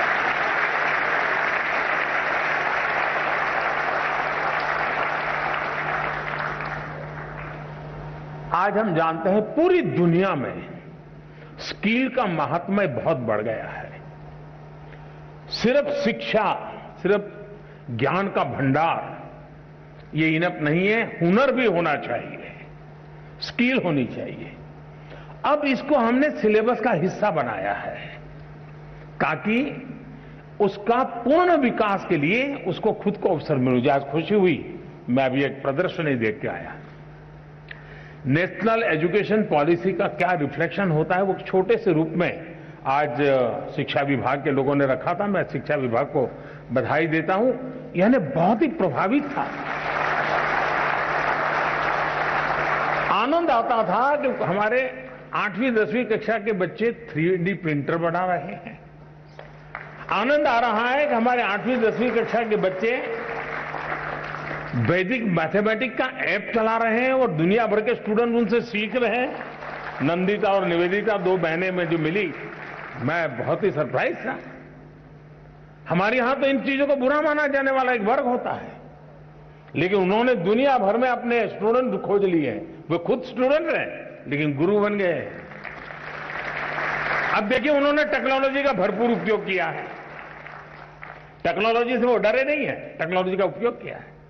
उसी प्रकार से मैंने देखा कुछ स्कल्पचर्स बनाए हुए हैं, कुछ अच्छे पेंटिंग बनाए, और इतना ही नहीं उसमें विजन था। ऐसे ही करने के लिए नहीं किया गया, मैं उस विजन को अनुभव करता था।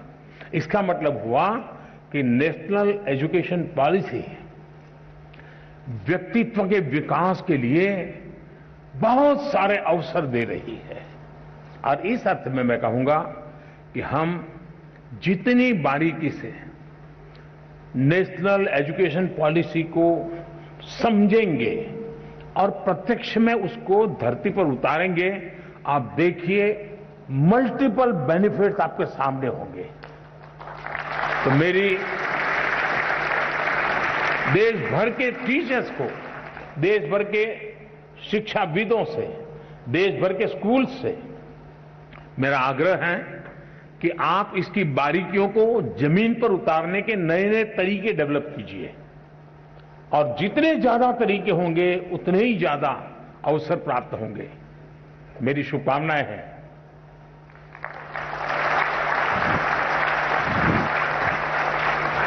Honorable Prime Minister, sir, now we are absolutely confident that the national education policy will redefine the meaning of education for us and our future is brilliant.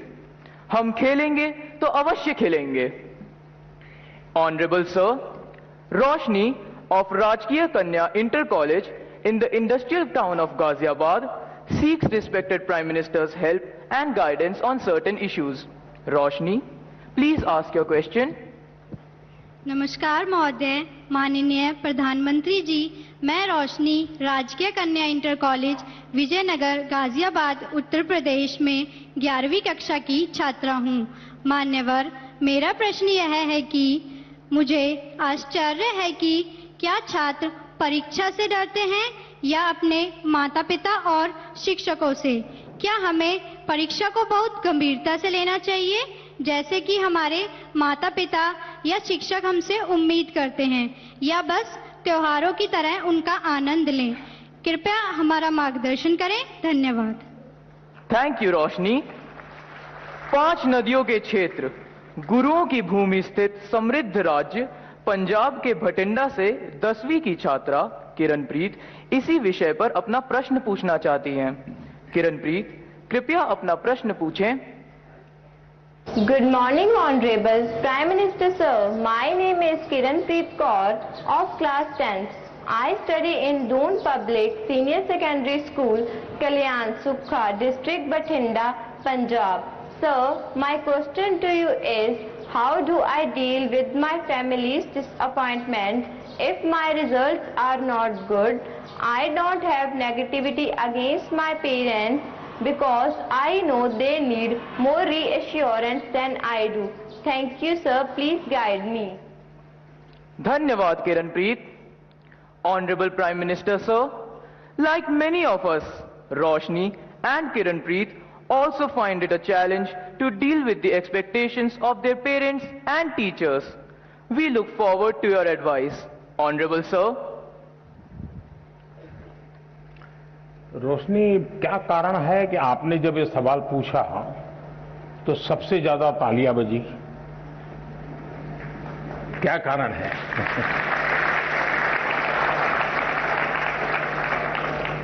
मुझे लगता है कि आपने सवाल स्टूडेंट के लिए नहीं पूछा है. आपने बड़ी चतुराई से पेरेंट्स और टीचर के लिए पूछा है. और मुझे लगता है कि आप चाहती हैं कि मैं आज यहां से हर एक के पेरेंट्स को और टीचर्स को कुछ यहां से कह दूं ताकि आपके काम आ जाए.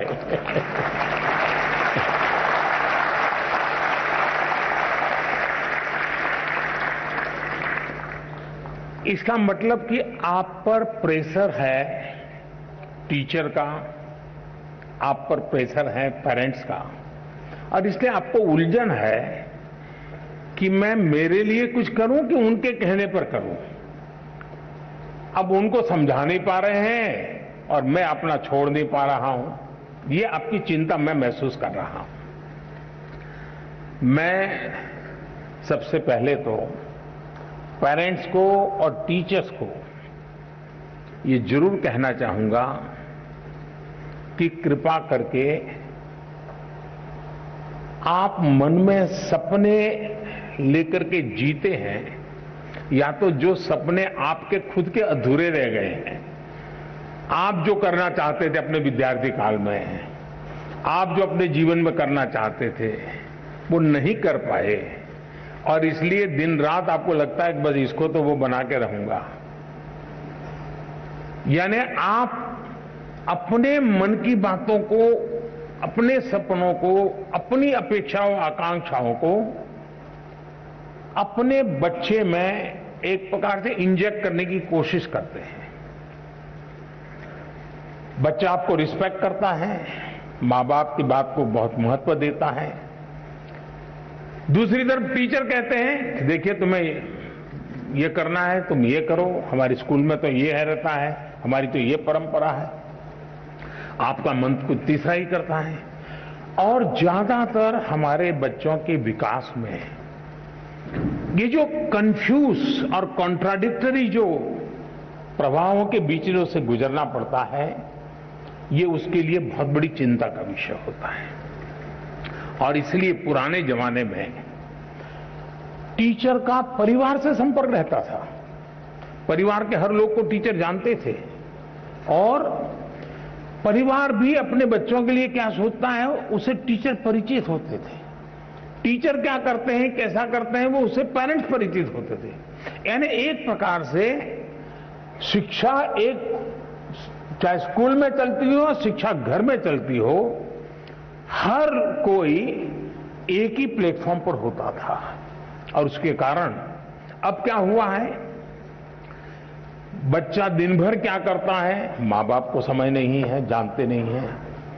टीचर को सिलेबस से लेना देना है, मेरा सिलेबस पूरा हो गया, मेरा काम हो गया, मैंने अच्छी तरह से पढ़ाया, बहुत मेहनत करके पढ़ाते, ऐसा नहीं कि नहीं पढ़ाते, लेकिन उसको लगता है कि मेरी जिम्मेवारी है सिलेबस पूरा करूं, वो मेरा दायित्व है। लेकिन बच्चे का मन कुछ और करता है। और इसलिए जब तक चाहे पेरेंट्स हो या टीचर्स हो या स्कूल का एनवायरनमेंट हो, हम बच्चे के शक्ति और उसकी सीमाएं, उसकी रुचि, उसकी प्रवृत्ति, उसकी अपेक्षा, उसकी आकांक्षा, इन सबको बारीकी से ऑब्जर्व नहीं करते हैं, उसको जानने समझने का प्रयास नहीं करते हैं और हम उसको धक्का मारते जाते हैं तो कहीं न कहीं वो लड़खड़ा जाता है। और इसलिए मैं रोशनी के माध्यम से सभी पेरेंट्स को, सभी टीचर्स को कहना चाहूंगा कि आप अपने मन की आशा अपेक्षा के अनुसार अपने बच्चों पर बोझ बढ़ जाए, इससे बचने का प्रयास करें। उनकी और हर बच्चे के पास एक स्ट्रेंथ होती है, हर माँ बाप को स्वीकारना होगा कि आपके तराजू में वो फिट हो या ना हो, लेकिन परमात्मा ने उसको किसी न किसी विशेष ताकत के साथ भेजा है, उसके अंदर कोई सामर्थ्य है। ये आपकी कमी है, ये आपकी कमी है कि आप उसके सामर्थ्य को पहचान नहीं पाते हो। ये आपकी कमी है कि आप उसके सपनों को समझ नहीं पा रहे हो और इसलिए दूरी वहीं से बन जाती है। और मैं चाहूंगा बच्चों से कि आप प्रेशर के बीच भी,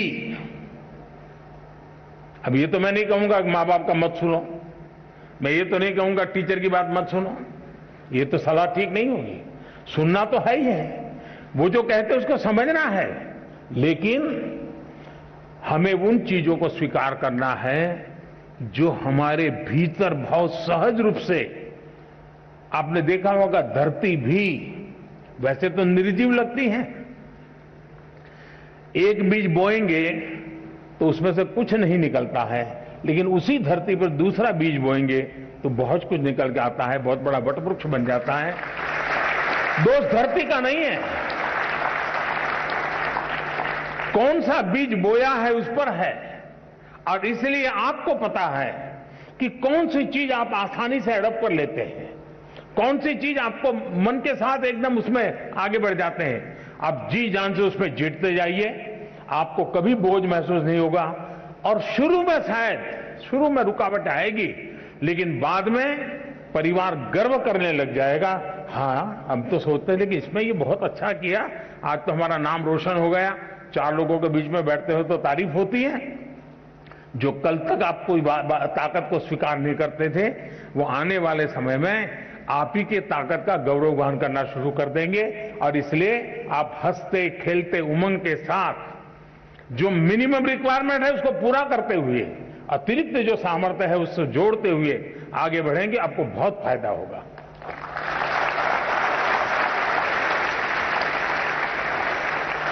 श्रद्धेय प्रधानमंत्री जी, आपने अभिभावक एवं शिक्षक की आशाओं अपेक्षाओं के बीच बच्चों की रुचि एवं आकांक्षाओं को नई शक्ति दी है। आपका कोटि कोटि धन्यवाद।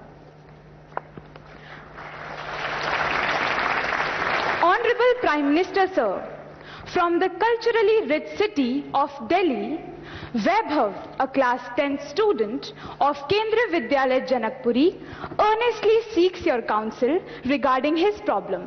Vaibhav, please ask your question. नमस्कार प्रधानमंत्री जी, मेरा नाम वैभव कनौजिया है। मैं कक्षा 10वीं का छात्र हूँ।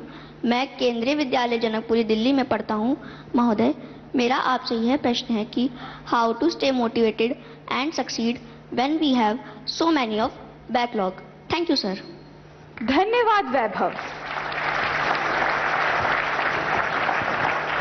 माननीय प्रधानमंत्री जी, हम बच्चे ही नहीं, हमारे अभिभावक भी आपसे अपनी समस्याओं का निदान चाहते हैं। सुजीत कुमार प्रधान जी, जो झारसुगुड़ा उड़ीसा से एक अभिभावक हैं, आपसे इसी विषय पर मार्गदर्शन की अपेक्षा रखते हैं।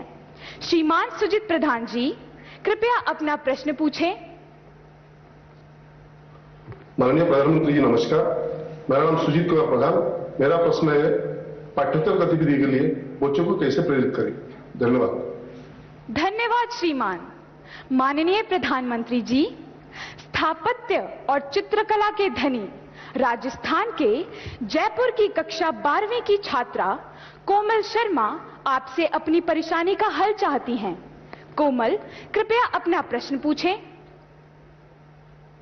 नमस्कार माननीय प्रधानमंत्री जी महोदय, मेरा नाम कोमल शर्मा है। मैं राजकीय बालिका उच्च माध्यमिक विद्यालय बगरू जयपुर कक्षा 12वीं की छात्रा हूँ। मेरा प्रश्न आपसे ये था कि मेरे एक सहपाठी का एक पेपर अच्छा नहीं गया है, तो मैं उसे दिलासा कैसे दूं? धन्यवाद। धन्यवाद Komal. Honourable prime minister sir, Aaron Eapen, a class 10 student of Qatar, is overwhelmed by a similar problem.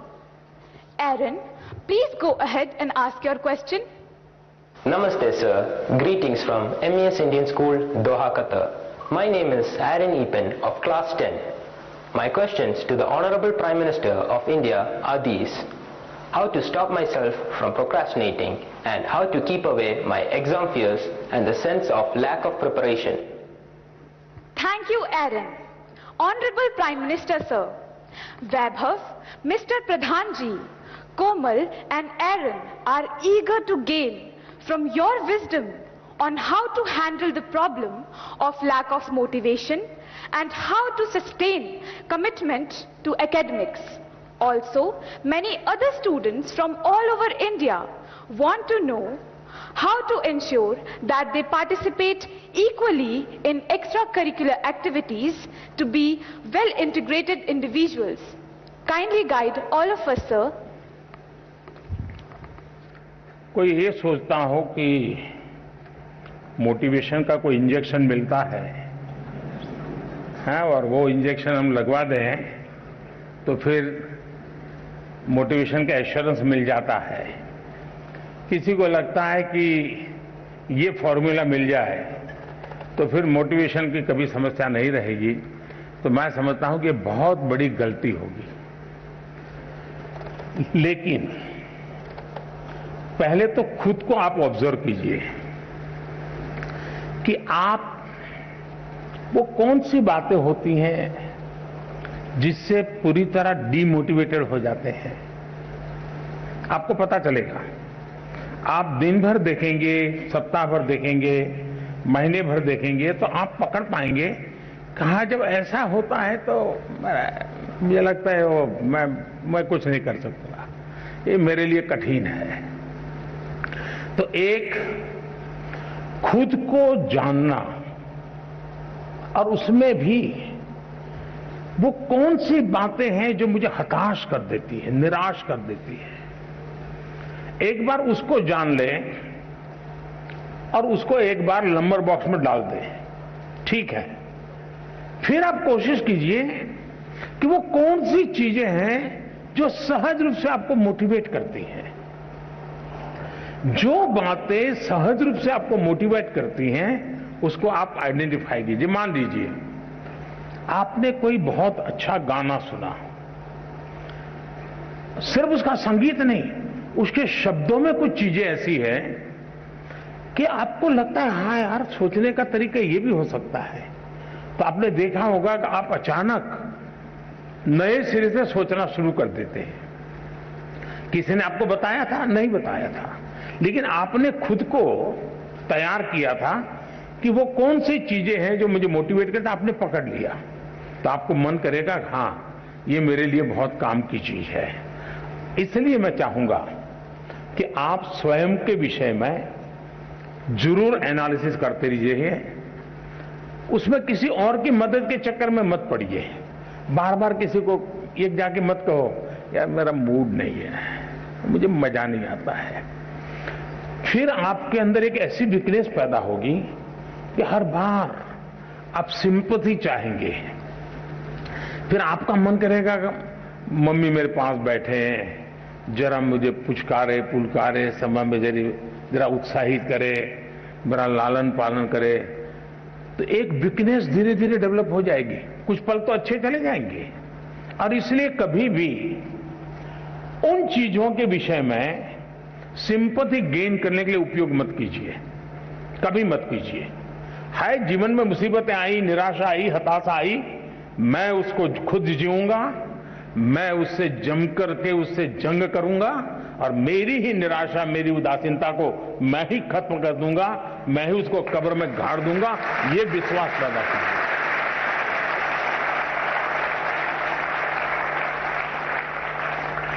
दूसरा है, हम किन चीजों को ऑब्जर्व करते हैं। कभी कभी कुछ चीजों को ऑब्जर्व करने से भी हमें बहुत प्रेरणा मिलती है। अब मान लीजिए आपके ही पर घर में एक 3 साल का बच्चा है, 2 साल का बच्चा है, उसको कुछ लेना है लेकिन उसके लिए बड़ा मुश्किल है। आप दूर से देखते रहिए कि वो गिर जाएगा, पहुंच नहीं पाएगा, थक जाएगा तो थोड़ी देर चला जाएगा, फिर आएगा, फिर कोशिश करेगा। मतलब आपको वो सिखा रहा है कि ठीक है मेरे लिए मुश्किल है लेकिन मैं अपनी कोशिश नहीं छोड़ूंगा। ये मोटिवेशन क्या किसी स्कूल में किसी ने पढ़ाया था क्या? उस 2 साल के बच्चे को कोई प्राइम मिनिस्टर गया था कहने के लिए क्या? किसी प्राइम मिनिस्टर ने समझाया था क्या? अरे निराश मत हो जा बेटे, खड़े हो जाओ, दौड़ो, ऐसा कहने गया था क्या? जी नहीं। ईश्वर ने एक इनहेरेंट क्वालिटी हम सब में रखी हुई है जो हमें कुछ न कुछ करने के लिए वो ड्राइविंग फोर्स बनती है। छोटे बालक में भी होता है। हमने कभी इन चीजों को ऑब्जर्व किया है? आपने देखा होगा कि कोई दिव्यांग अपनी कुछ गतिविधि करता है, उसने अपने तरीके ढूंढ लिए हैं, बहुत अच्छे ढंग से करता है, लेकिन हमने माइन्यूटली ऑब्जर्व किया कि देखिए भाई, ईश्वर ने उसकी इतनी शरीर में कमियां दी है लेकिन उसने हार नहीं मानी है, उसने अपनी कमियों को ही शक्ति बना दिया है।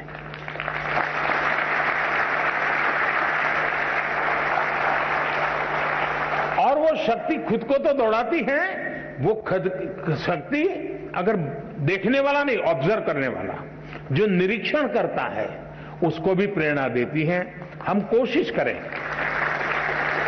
हमारे आसपास जो चीजें हैं उसको हम उस रूप में ऑब्जर्व करें, उसकी वीकनेसेस को ऑब्जर्व ना करें, उस कमियों को उसने कैसे मात किया है, उन कमियों को वो कैसे मात करता है, उस प्रक्रिया को बारीकी से देखिए। आप फिर अपने आप को उसके साथ कोरिलेट करेंगे कि हाँ, मैं ऐसा होता है तो मैं भी शायद ऐसा कर सकता हूं। ईश्वर ने तो मुझे हाथ पैर सब बहुत बढ़िया दिया है, मुझे तो कोई कमी नहीं है, मैं क्यों चुप बैठा हूं? आप खुद दौड़ने लग जाएंगे। और इसलिए मुझे लगता है कि दूसरा एक विषय है, क्या कभी आप खुद की एग्जाम लेते हैं क्या? आप अपने एग्जाम भी तो कभी लीजिए, कोई आपके एग्जाम क्यों ले? जैसे मैंने शायद मेरी जो किताब है एग्जाम वॉरियर, उसमें एक जगह पे लिखा हुआ है कि आप कभी एग्जाम को ही एक चिट्ठी लिख दो, हे डियर एग्जाम, और उसको लगो तू क्या समझते हो, मैंने ये तैयारी की है, मैंने ये तैयारी की है, मैंने ये मेहनत की है, मैंने इतना प्रयास किया है, मैंने ये पढ़ा है, मैंने ये लिखा है, मेरी इतनी नोटें भरी हुई है, मैं टीचर के साथ इतने घंटे बैठा हूं, मैंने मम्मी के साथ इतना समय बिताया है, मैं मेरे पड़ोसी के छात्र ने अच्छा काम किया तो उसके जाकर अरे मैं इतना सीख करके आया हूं, तुम कौन होते हो मेरा मुकाबला करने वाले।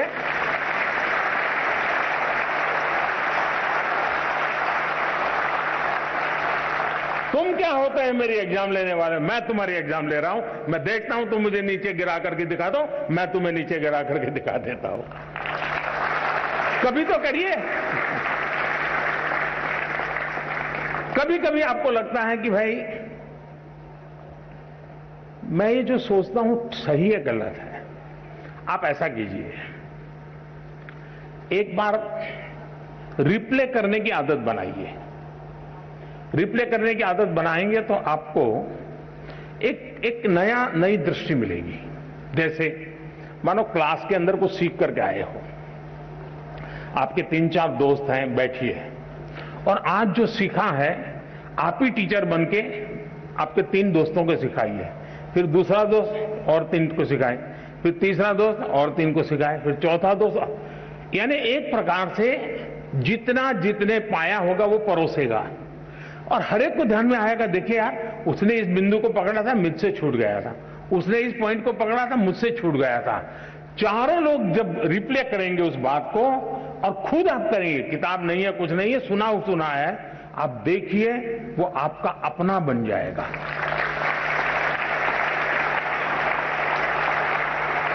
आप चीजों को, अब आपने देखा होगा कहीं कोई घटना घटी हो, बड़े बड़े पॉलिटिकल लीडर को भी ये टीवी वाले खड़े हो जाते हैं ना डंडा लेकर के, और आपने देखा होगा वो जवाब देने में इधर उधर हो जाते हैं। कुछ लोगों को तो पीछे से प्रॉम्प्टिंग करना पड़ता है, आपने देखा होगा। लेकिन एक गांव की महिला है, कहीं एक्सीडेंट हुआ है और कोई टीवी वाला पहुंच गया, उसने बेचारी को टीवी क्या है मालूम भी नहीं है और उसको पूछ लिया। आप देखिए बड़े आत्मविश्वास के साथ वो सारा वर्णन कर देती हैं कि ऐसा हुआ था, फिर ऐसा हुआ था, फलाने आए थे, डिगने आए थे, ऐसा, यानी परफेक्टली चीजों बता। क्यों? क्योंकि उसने जो अनुभव किया उसको वो आत्मसात कर लेते हैं और इसके कारण उसको रिप्ले बड़ी आसानी से कर लेते हैं। और इसलिए मैं मानता हूं कि आप अपने आप को खुले मन से इन चीजों से जोड़ेंगे तो कभी भी निराशा आपके दरवाजे पर दस्तक नहीं दे सकती है।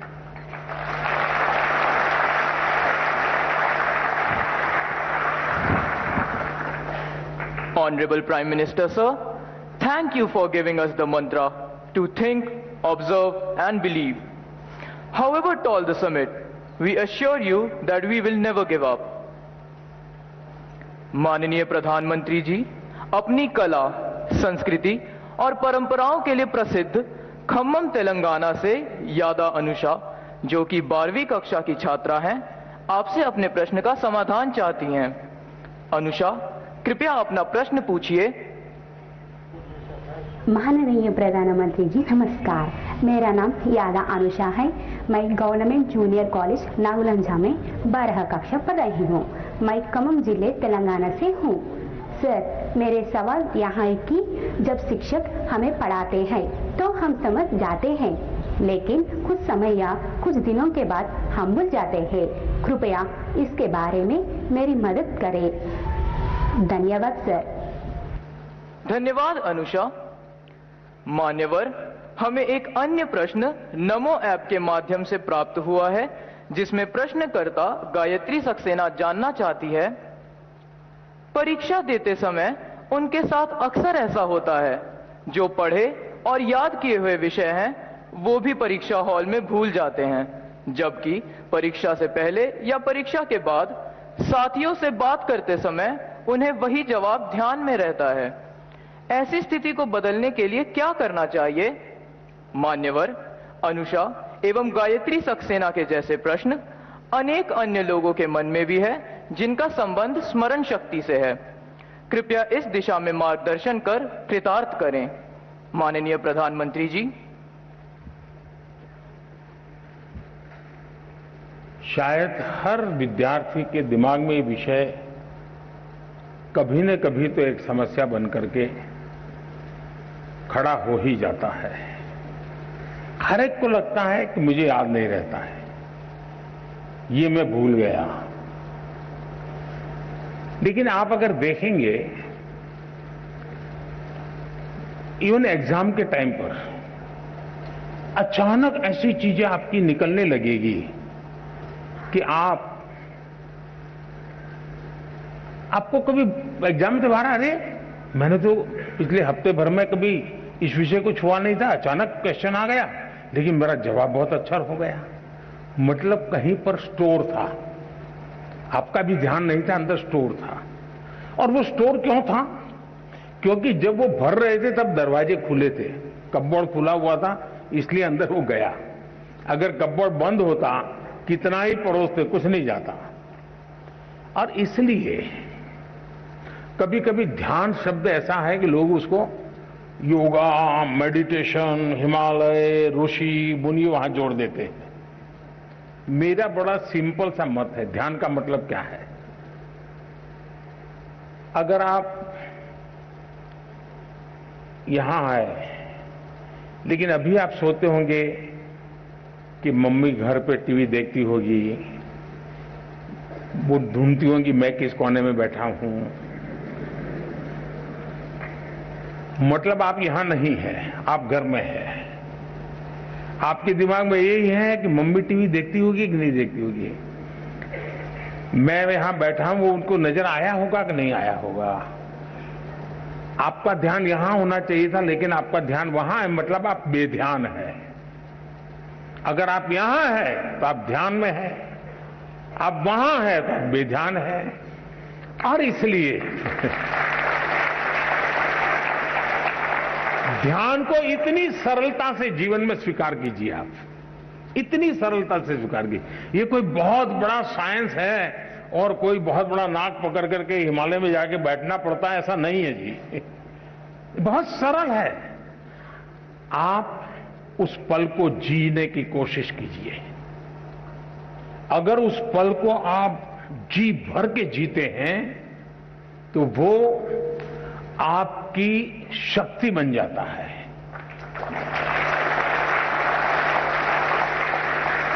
बहुत से लोग आपने देखे होंगे सुबह चाय पीते रहते होंगे, अखबार पढ़ते होंगे, परिवार के लोग कहते हैं अरे पानी गर्म हो गया, चलो जल्दी नहाने के लिए चलो। नहीं नहीं, मुझे अखबार पढ़ना है। फिर कहेंगे नहीं नहीं, नाश्ता गर्म है, ठंडा हो जाएगा।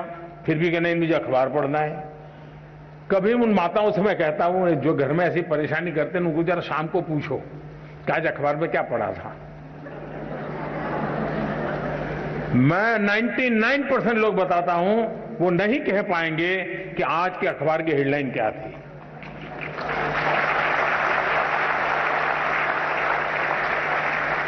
क्यों? वो न जागरूक है, न वो उस पल को जी रहा है।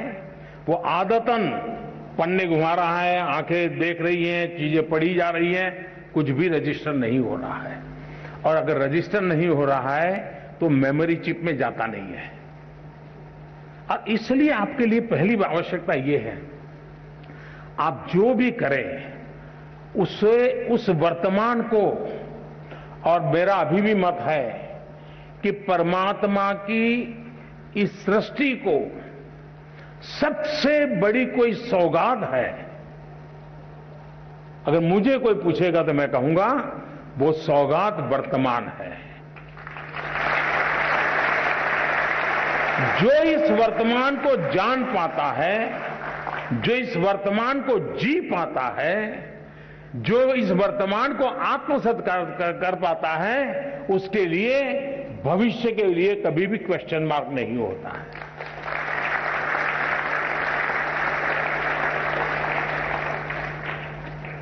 और मेमोरी का भी यही कारण है कि हम उस पल को नहीं जीते हैं और उसके कारण हम उसको गवा देते हैं। दूसरा, मेमोरी का जीवन से संबंध होता है। सिर्फ एग्जाम से है ये सोचोगे तो फिर तो आप उसकी कीमत ही नहीं समझते हैं, उसका मूल्य ही नहीं समझते हैं। अगर मान लीजिए आपके किसी दोस्त का जन्मदिन आपको याद रहा और आपने जन्मदिन पर उसको फोन किया, आपकी तो वो मेमोरी थी जिसके कारण आपको जन्मदिन याद रहा, लेकिन वो मेमोरी आपके जीवन के विस्तार का कारण बन जाता है जब उस दोस्त को टेलीफोन जाता है, उसका अरे वाह, उसको मेरा जन्मदिन इतना याद था, मतलब मेरे जीवन की अहमियत उसके जीवन में है। वो जीवन भर आपका बन जाता है। कारण क्या था? वो एक मेमोरी।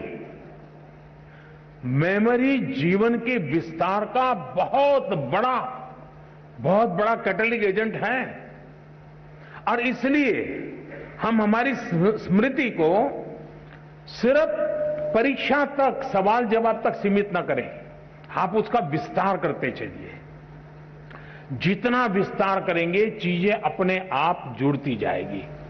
दूसरा, आप कभी 2 बर्तन लीजिए, 2 बर्तन में पानी भरिए, पानी भर करके उसके अंदर एक कॉइन रखिए, दोनों में। पानी शुद्ध है, स्वच्छ है, दोनों एक ही प्रकार का पानी है, दोनों एक ही प्रकार के बर्तन है, दोनों एक ही प्रकार के उसमें कॉइन है, और आप उसको देखिए। लेकिन एक बर्तन है जो हिल रहा है, पानी इधर उधर हो रहा है, नीचे कॉइन है, दूसरा स्थिर है। आप देखेंगे कि जो स्थिर पानी वाला कॉइन है वो आपको परफेक्ट दिखता है, हो सकता है उस पर लिखी हुई चीज भी दिखाई दे, और जो पानी हिल रहा है वहां पर भी वही कॉइन, वही साइज है, उतना ही गहरा है, लेकिन दिखता नहीं। क्यों? पानी हिल रहा है, बर्तन हिल रहा है। अगर मन भी ऐसे डोलता रहे और हम सोचें कि उसमें कॉइन जो है मुझे दिखाई देगा, आपने देखा होगा एग्जाम में आपकी समस्या ये होती है कि देखो ये बगल वाला तो ऊपर दिखता नहीं, लिखता ही रहता है, अब मैं पीछे रह जाऊंगा, उसको ना, यानी दिमाग उसी में लगा पड़ा है। आपका दिमाग इतना हाल डोल कर रहा है कि जो भीतर मेमोरी रूपी जो कॉइन है ना, आपको वो दिखता ही नहीं है। एक बार मन को स्थिर कर लीजिए। मन को स्थिर करने की दिक्कत है तो जरा डीप ब्रीथिंग कर लीजिए, 3-4 बार गहरी सांस लीजिए, एकदम सीना तान करके आंख बंद करके कुछ पल बैठिए। मन स्थिर हो जाते ही वो कॉइन जैसे दिखने लगता है, आपके मेमोरी के भीतर पड़ी हुई चीज यूं ही उभर करके आना शुरू हो जाती है। और इसलिए ईश्वर ने जिसकी मेमोरी ज्यादा है उसको कोई एक्स्ट्रा एनर्जी दी है, ऐसा नहीं है जी। हम सबको, हमारे सबका जो इंटरनल प्रोडक्ट है परमात्मा ने बहुत ढंग से बनाया हुआ है। हम किसको पनवाते हैं, किसको बढ़ाते हैं, उस पर निर्भर करता है। तो आप इसको बहुत आसानी से कर सकते हो।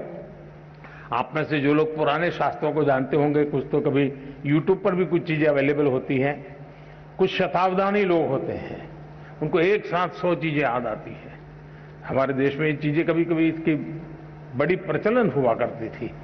तो हम इसको ट्रेन कर सकते हैं, अपने मन को भी ट्रेन कर सकते हैं। लेकिन मैं आज, आप परीक्षा में जा रहे हैं इसलिए मैं उस दिशा में आपको नहीं ले जाऊंगा, लेकिन मैं कहता हूं मन स्थिर रखिए। आप अपने पास चीजें पड़ी हैं, वो अपने आप आना शुरू हो जाएगी, आपको वो दिखना शुरू हो जाएगी, आपका उसका स्मरण होना शुरू हो जाएगा, और वही बहुत बड़ी ताकत बन जाएगा।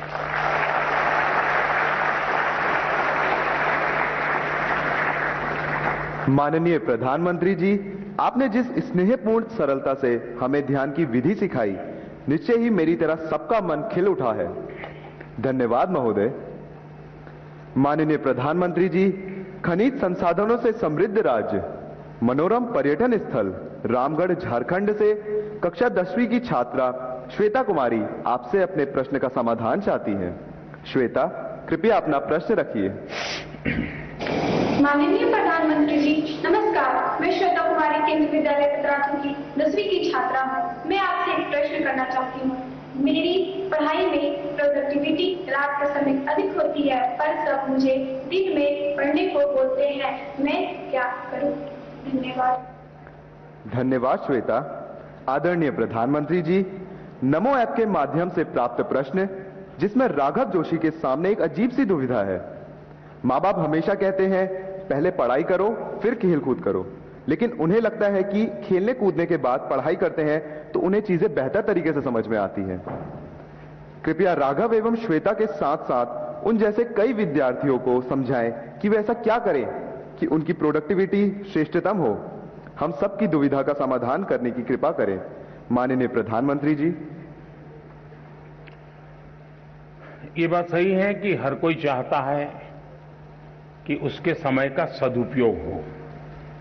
जिस काम के लिए समय लगाया है उसका उतना ही उसको लाभ मिले, और ये अच्छी सोच है और ये आवश्यक भी सोच है कि हमें हमेशा जागृत रूप से प्रयास करना चाहिए कि क्या मैं जो समय लगा रहा हूं, मैं जो समय खपा रहा हूं, उसका मुझे आउटकम मिलता है कि नहीं मिलता है।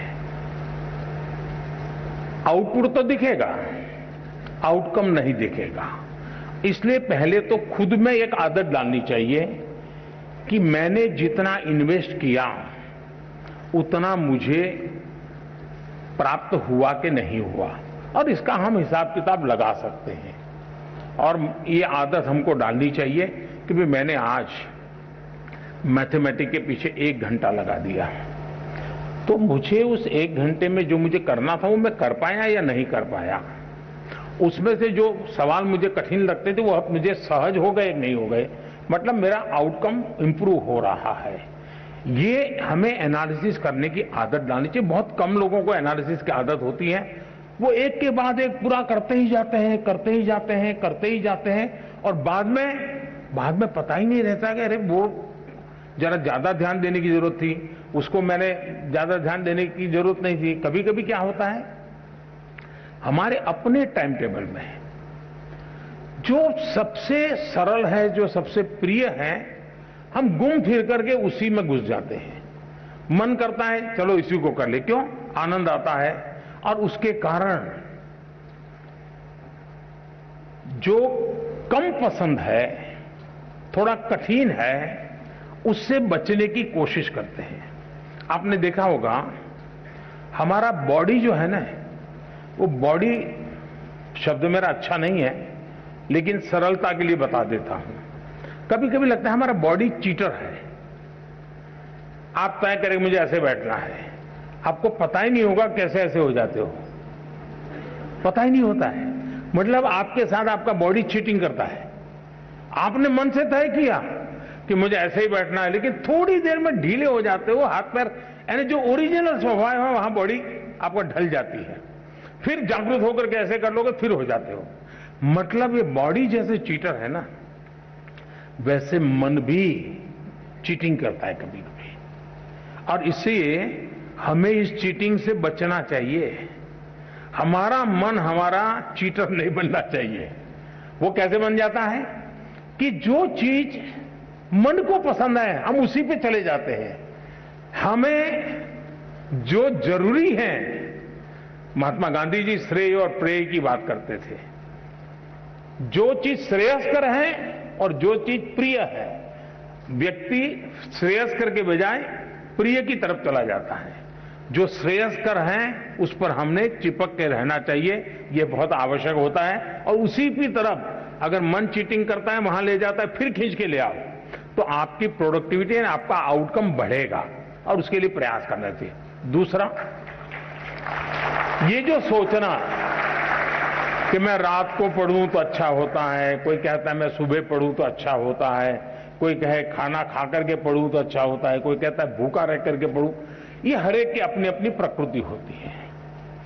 आप ऑब्जर्व कीजिए अपने आप को, किस चीज में आप कंफर्टेबल हैं। एक्चुअली है आप कंफर्ट होने चाहिए। अगर आप कंफर्ट नहीं है उस परिषद से, बैठने से, उठने से, तो आप शायद उसको नहीं कर। अब कुछ लोग ऐसे होते हैं कि एक ही प्रकार की जगह होगी तब नींद आएगी उसको। मुझे याद है, मैं बहुत साल पहले एक मूवी देखी थी। उस मूवी में एक दृश्य आता है, कोई एक व्यक्ति झुग्गी झोपड़ी के पास अपनी जिंदगी गुजारता है, और फिर अचानक कोई अच्छी जगह पे रहने जाता है, उसको नसीब आता है, लेकिन नींद नहीं आ रही है। और नींद क्यों नहीं आती, तो फिर अपना दिमाग खपाता है, तो वो जाता है रेलवे स्टेशन पे और रेल की पटरी की जो आवाज, खटापटी आवाज, उसको टैप करता है और घर में ला करके वो टैप रिकॉर्ड शुरू करता है और फिर सो जाता है, नींद आ जाती है। उसका वो कंफर्ट हो जाता है जब तक उसको वो, अब हर एक के लिए कोई कहे कि भाई ट्रेन की आवाज आएगी तो तुम्हें नींद आएगी, हर एक के लिए जरूर नहीं होता, लेकिन उसको वो कंफर्ट लगा।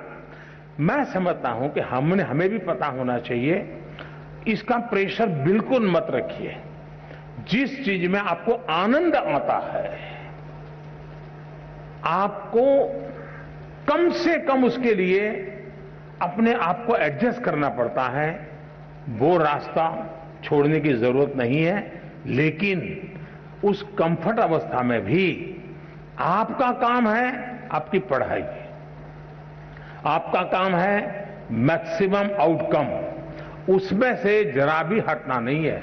और मैंने देखा है लोग कैसे काम करते हैं।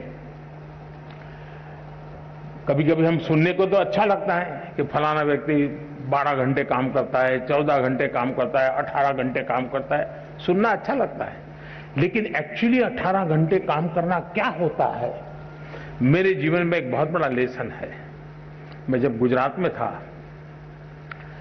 तो केका शास्त्री जी करके एक बहुत बड़े विद्वान थे, स्वयं तो 5वीं 7वीं कक्षा तक ही पढ़े थे, लेकिन अनेक ग्रंथ लिखे थे उन्होंने, डजनों ग्रंथ लिखे थे और वो पद्म सम्मान से भी सम्मानित थे। वो जीवित रहे थे 103 साल, और जब मैं वहां था तो मैंने उनकी शताब्दी का ऑफिशियल कार्यक्रम सरकार का किया था।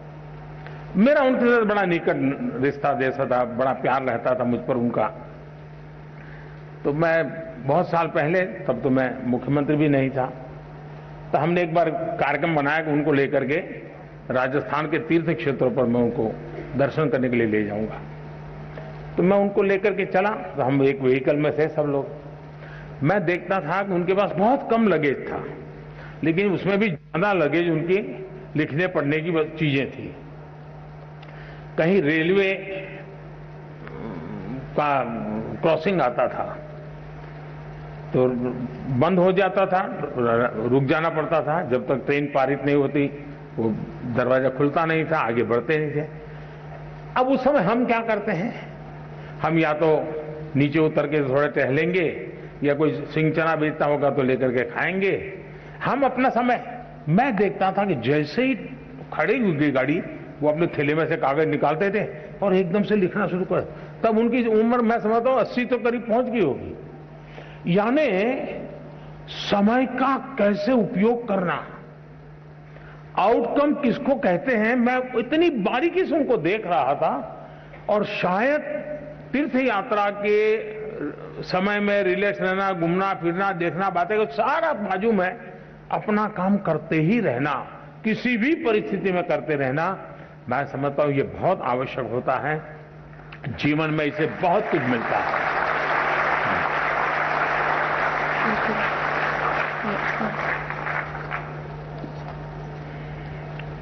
Honorable Sir, thank you for making us understand the importance of self-analysis and realizing that we should learn joyfully for rising to excellence. Honorable Prime Minister Sir, Erika George, a student of class 9th from the beautiful lush green land with eucalyptus forest, Udhampur, Union Territory of Jammu and Kashmir, seeks your guidance. Erika, please ask your question. Greetings, Honorable Prime Minister Sir. I am Erika George from APS Udhampur, Jammu and Kashmir from 9th. So the question that I wanted to ask was, nowadays there's a lot of competition, especially in the academic fields and in a country like India. In this case, there are a lot of people who are really very talented and knowledgeable, but due to some reason they could not appear for the exams. Maybe they could not choose the right path, or maybe they do not have the proper counseling. So sir, in this case, what can we do for these people so that the talent of these people does not go to a waste and instead can be utilized in a better and efficient way? Thank you, sir. Thank you, Erika.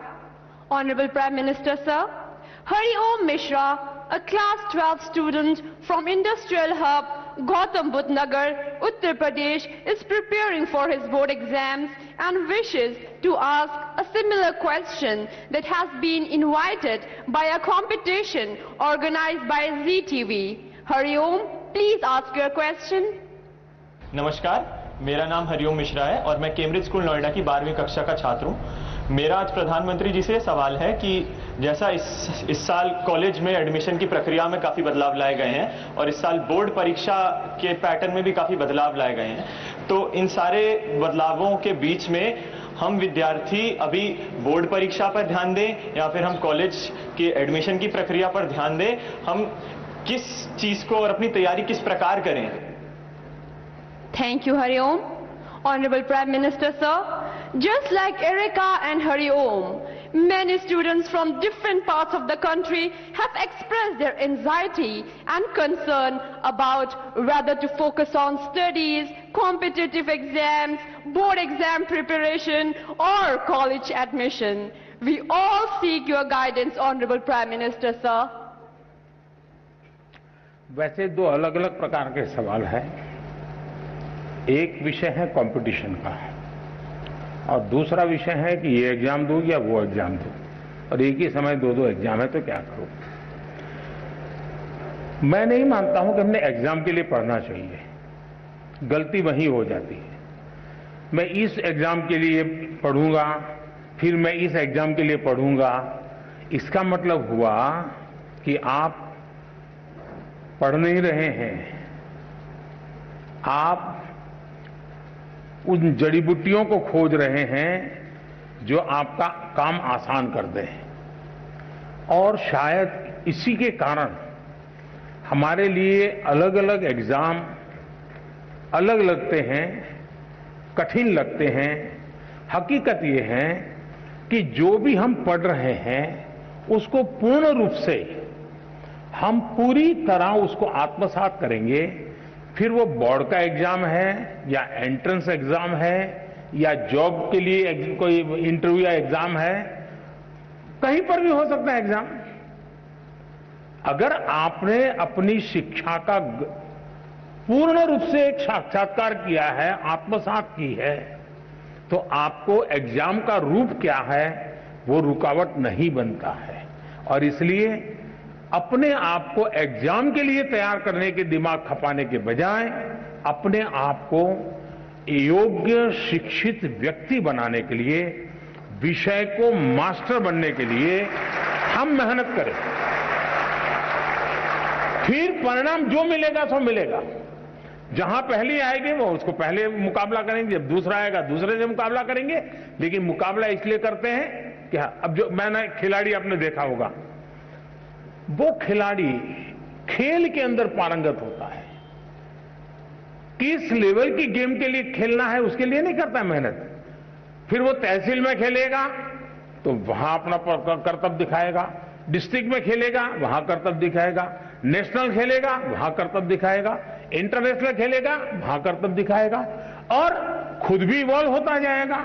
और इसलिए मैं मानता हूं कि हम फलानी exam के लिए ये जड़ी बूटी, उस एग्जाम के लिए ये जड़ी बूटी, उस चक्कर से निकल करके मेरे पास ये संपुट है, मैं लेकर के जा रहा हूं। अगर मैं वहां से निकला तो ठीक है, नहीं निकला तो मैं कोई और रास्ता ढूंढ लूंगा। तो मुझे लगता है कि एक तो इसमें ये सोचना चाहिए। दूसरा, कंपटीशन। देखिए दोस्तों, कंपटीशन को हम जीवन की सबसे बड़ी सौगात मानना चाहिए। अगर कंपटीशन नहीं है तो जिंदगी किस चीज की जी? फिर तो हम ऐसे ही खुश रहेंगे, वाह कोई कुछ नहीं है, हम है बस। ऐसा नहीं होना चाहिए। सचमुच में तो हमने कंपटीशन को इनवाइट करना चाहिए, तभी तो हमारी कसौटी होती है। मैं तो कहूंगा घर में भी कभी छुट्टी का दिन है, पढ़ना नहीं है, एग्जाम नहीं है, कुछ नहीं है, तो भाई बहन बैठ करके कंपटीशन लगाओ। तुम 4 रोटी खाते हो, मैं 5 खाता हूं, तुम 5 खाते हो, मैं 6 खाता हूं। अरे करो तो कंपटीशन। जिंदगी को कंपटीशन हमने निमंत्रण देना चाहिए। कंपटीशन जिंदगी को आगे बढ़ाने का एक अच्छा माध्यम होता है जो हमें अपना भी इवैल्यूएशन करने लगता है। दूसरा, मैं जिस पीढ़ी का हूं या आपके माता पिता जिस पीढ़ी के हैं, उनको वो चीजें नसीब नहीं थी जो आपको नसीब हो रही है। आप उस भाग्यवान जनरेशन में हैं जो भाग्य आपके पहले की किसी भी जनरेशन को इतनी बड़ी मात्रा में कभी नहीं मिला है। और वो है, जैसे कंपटीशन ज्यादा है तो चॉइस भी ज्यादा है, अवसर भी अनेक हैं।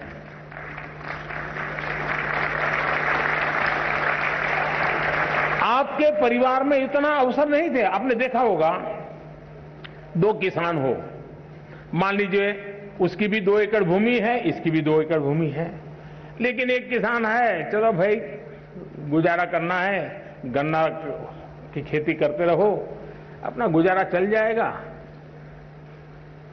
दूसरा किसान है, वो सोचता है नहीं नहीं, 2 एकड़ भूमि है, ऐसा करूंगा, 1/3 ये करूंगा, 1/3 ये करूंगा, 1/3 ये करूंगा, पिछली साल ये किया था तो इस बार ये करूंगा, ये 2 चीजें नहीं करूंगा।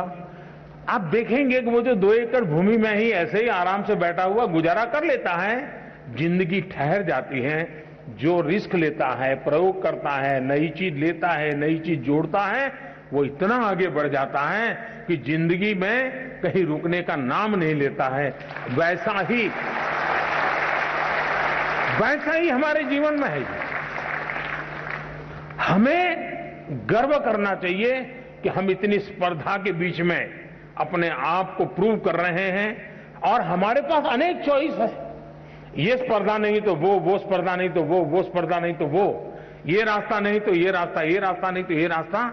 मैं समझता हूं कि हम इसको अपॉर्चुनिटी माने, एक अवसर माने, और मैं इन अवसर को छोड़ूंगा नहीं, मैं इस अवसर को कभी न कभी जाने नहीं दूंगा।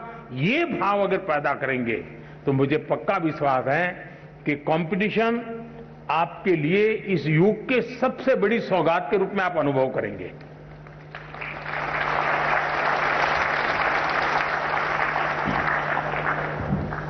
माननीय प्रधानमंत्री जी, आपने हमें ज्ञान को आत्मसात करने की प्रेरणा दी, जिससे जीवन में सफलता मिलती है। आपका धन्यवाद। श्रद्धेय प्रधानमंत्री जी, नवसारी गुजरात से एक अभिभावक सुश्री सीमा चिंतन देसाई आपके सम्मुख एक प्रश्न रखना चाहती हैं। महोदया, कृपया अपनी बात रखें। जय Shri honourable prime minister Modi ji, नमस्ते। I'm Seema Chintan Desai from Navsari, a parent. Sir, आप इतने सारे यंगस्टर्स के आइकन हो, रीजन। आप सिर्फ बोलते हैं और जो बोलते हो वो करके दिखाते हो। सर, एक प्रश्न है। भारतीय ग्रामीण अंचल की बालिकाओं हेतु अनेक योजनाएं चल रही हैं। इसकी प्रगति के लिए हमारा समाज क्या योगदान दे सकता है? कृपया मार्गदर्शन दें। धन्यवाद। धन्यवाद महोदया। मान्यवर सीमा चिंतन देसाई जी ग्रामीण क्षेत्र की बालिकाओं की शिक्षा को लेकर चिंतित हैं और श्रीमान से जानना चाहती है कि इस दिशा में आपके मंतव्य क्या हैं। माननीय प्रधानमंत्री जी। वैसे मैं समझता हूं कि स्थितियां काफी बदली हैं। पहले के समय में जब शिक्षा की बात आती थी तो माँ बाप को लगता था कि बेटे को पढ़ाना चाहिए। अपने लिमिटेड संसाधन से भी उनको लगता था कि इतने ही स्थिति है, चलो बच्चा पढ़ेगा तो कुछ कमाएगा। और कभी कभी कुछ माँ बाप ये भी कह देते थे, अरे बेटी को पढ़ा के क्या करना है भाई, उसको नौकरी थोड़ी करवानी है, अब वो तो अपना ससुराल जाएगी, वो अपना जिंदगी का गुजारा कर लेगी। ये मानसिकता का कोई एक कालखंड था। हो सकता है आज भी कुछ गांवों में कहीं पर इस प्रकार की मानसिकता बची हुई होगी, लेकिन बाय एंड लार्ज आज स्थितियां बदली है और समाज बेटियों के सामर्थ्य को जानने में अगर पीछे रह गया तो वो समाज कभी आगे नहीं बढ़ सकता।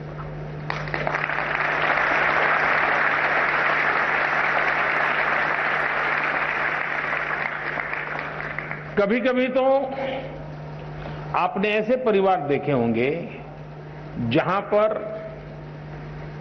ये कहते होंगे भाई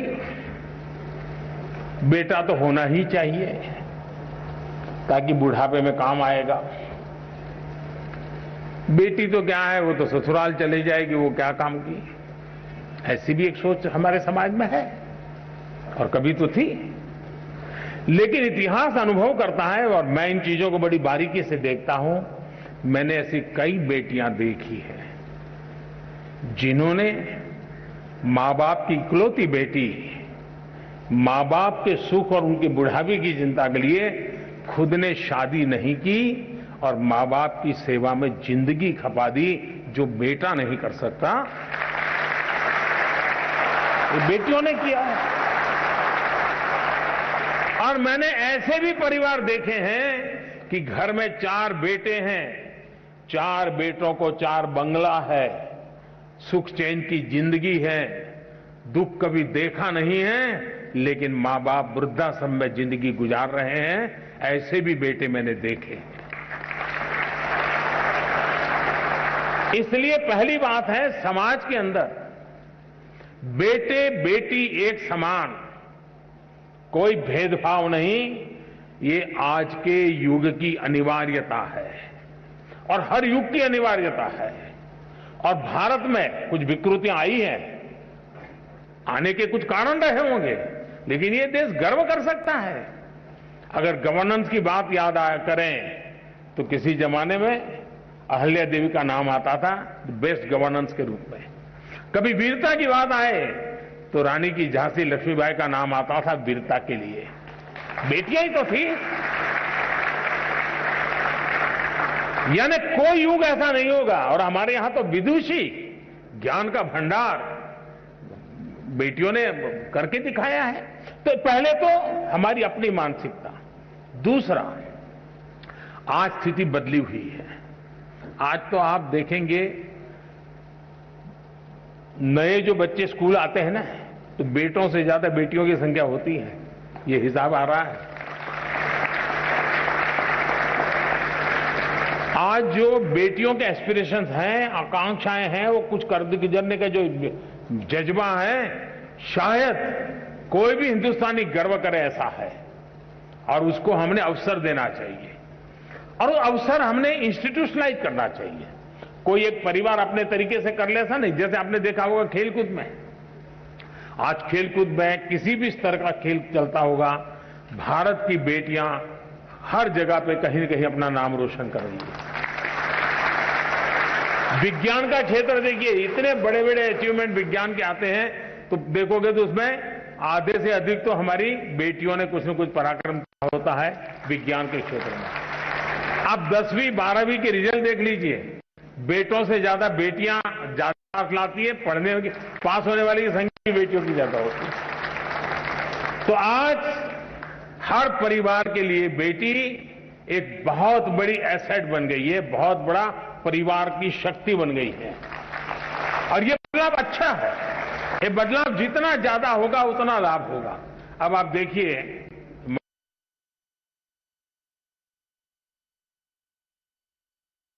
पंचायती राज व्यवस्था है, 50% इलेक्टेड बहनें हैं।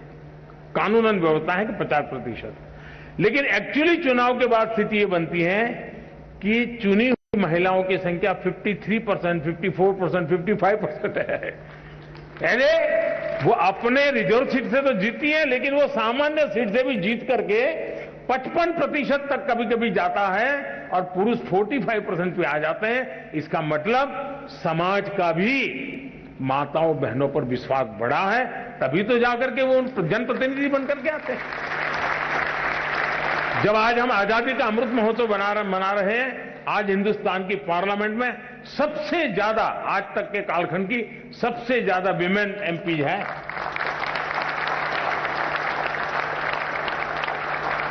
और गांव में भी देखा जा रहा है कि जो पढ़ी लिखी बेटियां हैं उनको लोग ज्यादा चुनना पसंद करते हैं। भले वो 5वीं हैं तो 7वीं वाली बच्ची को, बहन को चुनाव में जीतने के पसंद करेंगे, 7 के सामने कोई 11वीं वाली है तो उसको पसंद करेंगे। यानी समाज में भी शिक्षा के प्रति सम्मान का भाव हर स्तर पर नजर आ रहा है। आज आप एजुकेशन फील्ड देख लीजिए, शायद कभी न कभी तो पुरुषों की तरफ से मांग आने की संभावना है। मैं किसी को रास्ता नहीं दिखा रहा हूं, पॉलिटिकल पार्टी वालों को, लेकिन कभी कभी संभावना है कि पुरुष जुलूस निकालेंगे कि टीचर में हमारा इतना % आरक्षण तय करो, क्योंकि ज्यादातर टीचर हमारी माताएं बहनें हैं। उसी प्रकार से नर्सिंग में ज्यादातर जो सेवा भाव, मातृभाव होता है, वो आज नर्सिंग के क्षेत्र में भारत का गौरव बढ़ा रहा है। भारत की नर्सिंग दुनिया में जहां जा रही है, भारत की आन बान शान बढ़ा रही है। इवन पुलिसिंग में, पुलिसिंग के अंदर आज हमारी बेटियां बहुत बड़ी मात्रा में आ रही हैं। अब तो हमने एनसीसी में बेटियां, सैनिक स्कूल में बेटियां, आर्मी में बेटियां, जीवन के हर क्षेत्र में, और ये सारी चीजें इंस्टीट्यूशनलाइज हो रही है। और मुझे समाज से भी यही आग्रह है कि आप बेटे बेटी में कोई अंतर मत कीजिए, दोनों को समान अवसर दीजिए। और मैं कहता हूं शायद समान इन्वेस्टमेंट से ही, समान अवसर से ही अगर बेटा 19 करेगा तो बेटी 20 करेगी। धन्यवाद।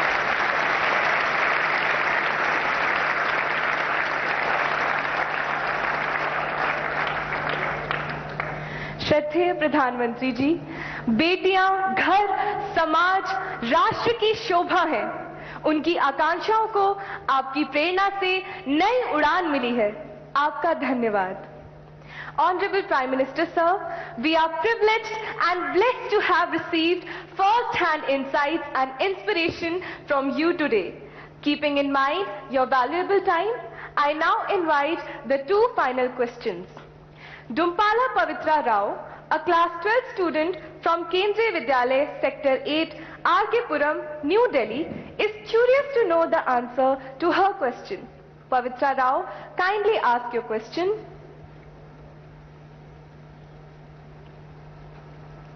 या माइक दीजिए।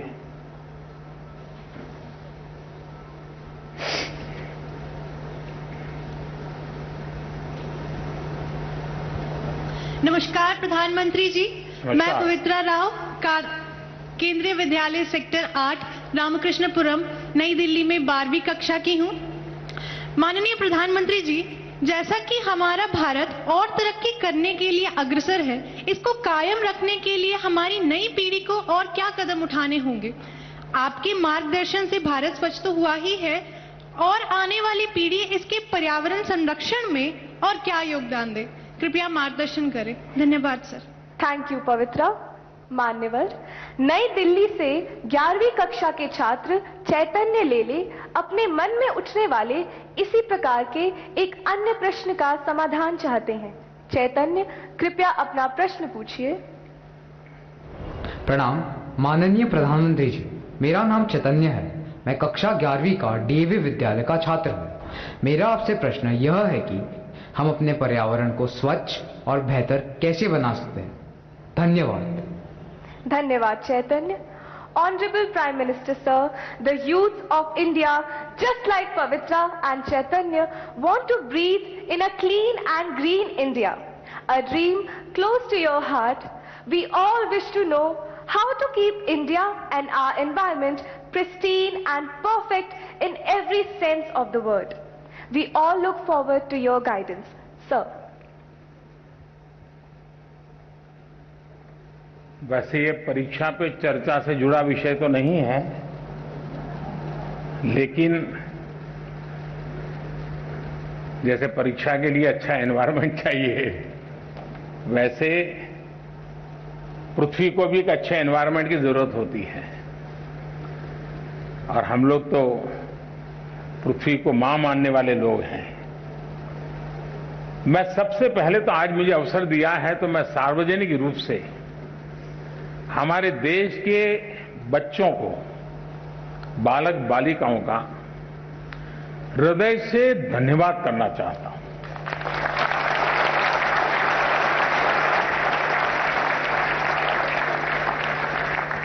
और मैं अनुभव करता हूं कि मैं प्रधानमंत्री बनने के बाद पहली बार जब 15 अगस्त को लाल किले से भाषण कर रहा था, तो मेरे भाषण के बाद ज्यादातर लोगों ने सवालिया निशान लगा डाले थे कि ठीक है, मोदी जी ने कह तो दिया, लेकिन हो सकता है क्या। और उस समय मैंने स्वच्छता की बात कही थी। थोड़ा ये भी अचरज था कि देश का प्रधानमंत्री, ये तो जगह ऐसी है कि वहां स्पेस की बात करनी चाहिए, विदेश नीति की बात करनी चाहिए, सैन्य शक्ति की बात करनी चाहिए। ये आदमी कैसा है, स्वच्छता की बात कर रहा है। कईयों को आश्चर्य हुआ था। लेकिन जो भी आशंकाएं व्यक्त की गई थी, उन सबको गलत सिद्ध करने का काम अगर किसी ने किया हो, या स्वच्छता के मेरे भावना को चार चांद लगाने का अगर किसी ने काम किया हो, तो वो मेरे देश के बालक बालिकाओं ने किया है।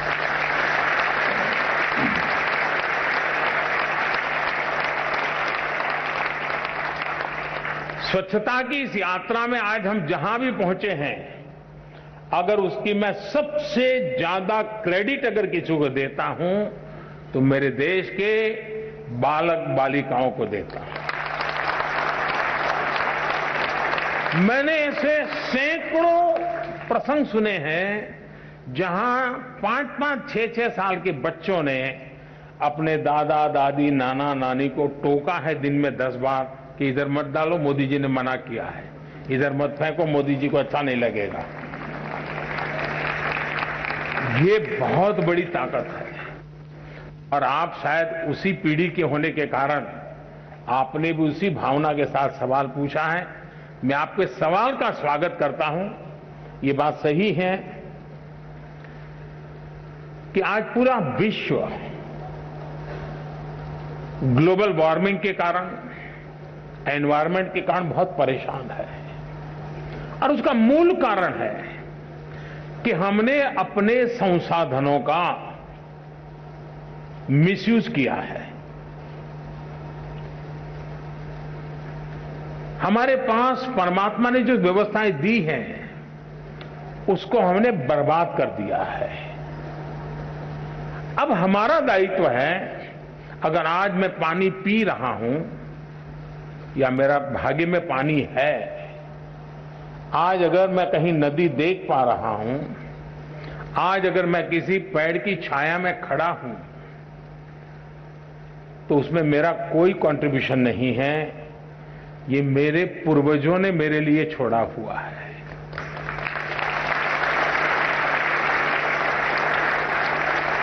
जिस चीज को आज मैं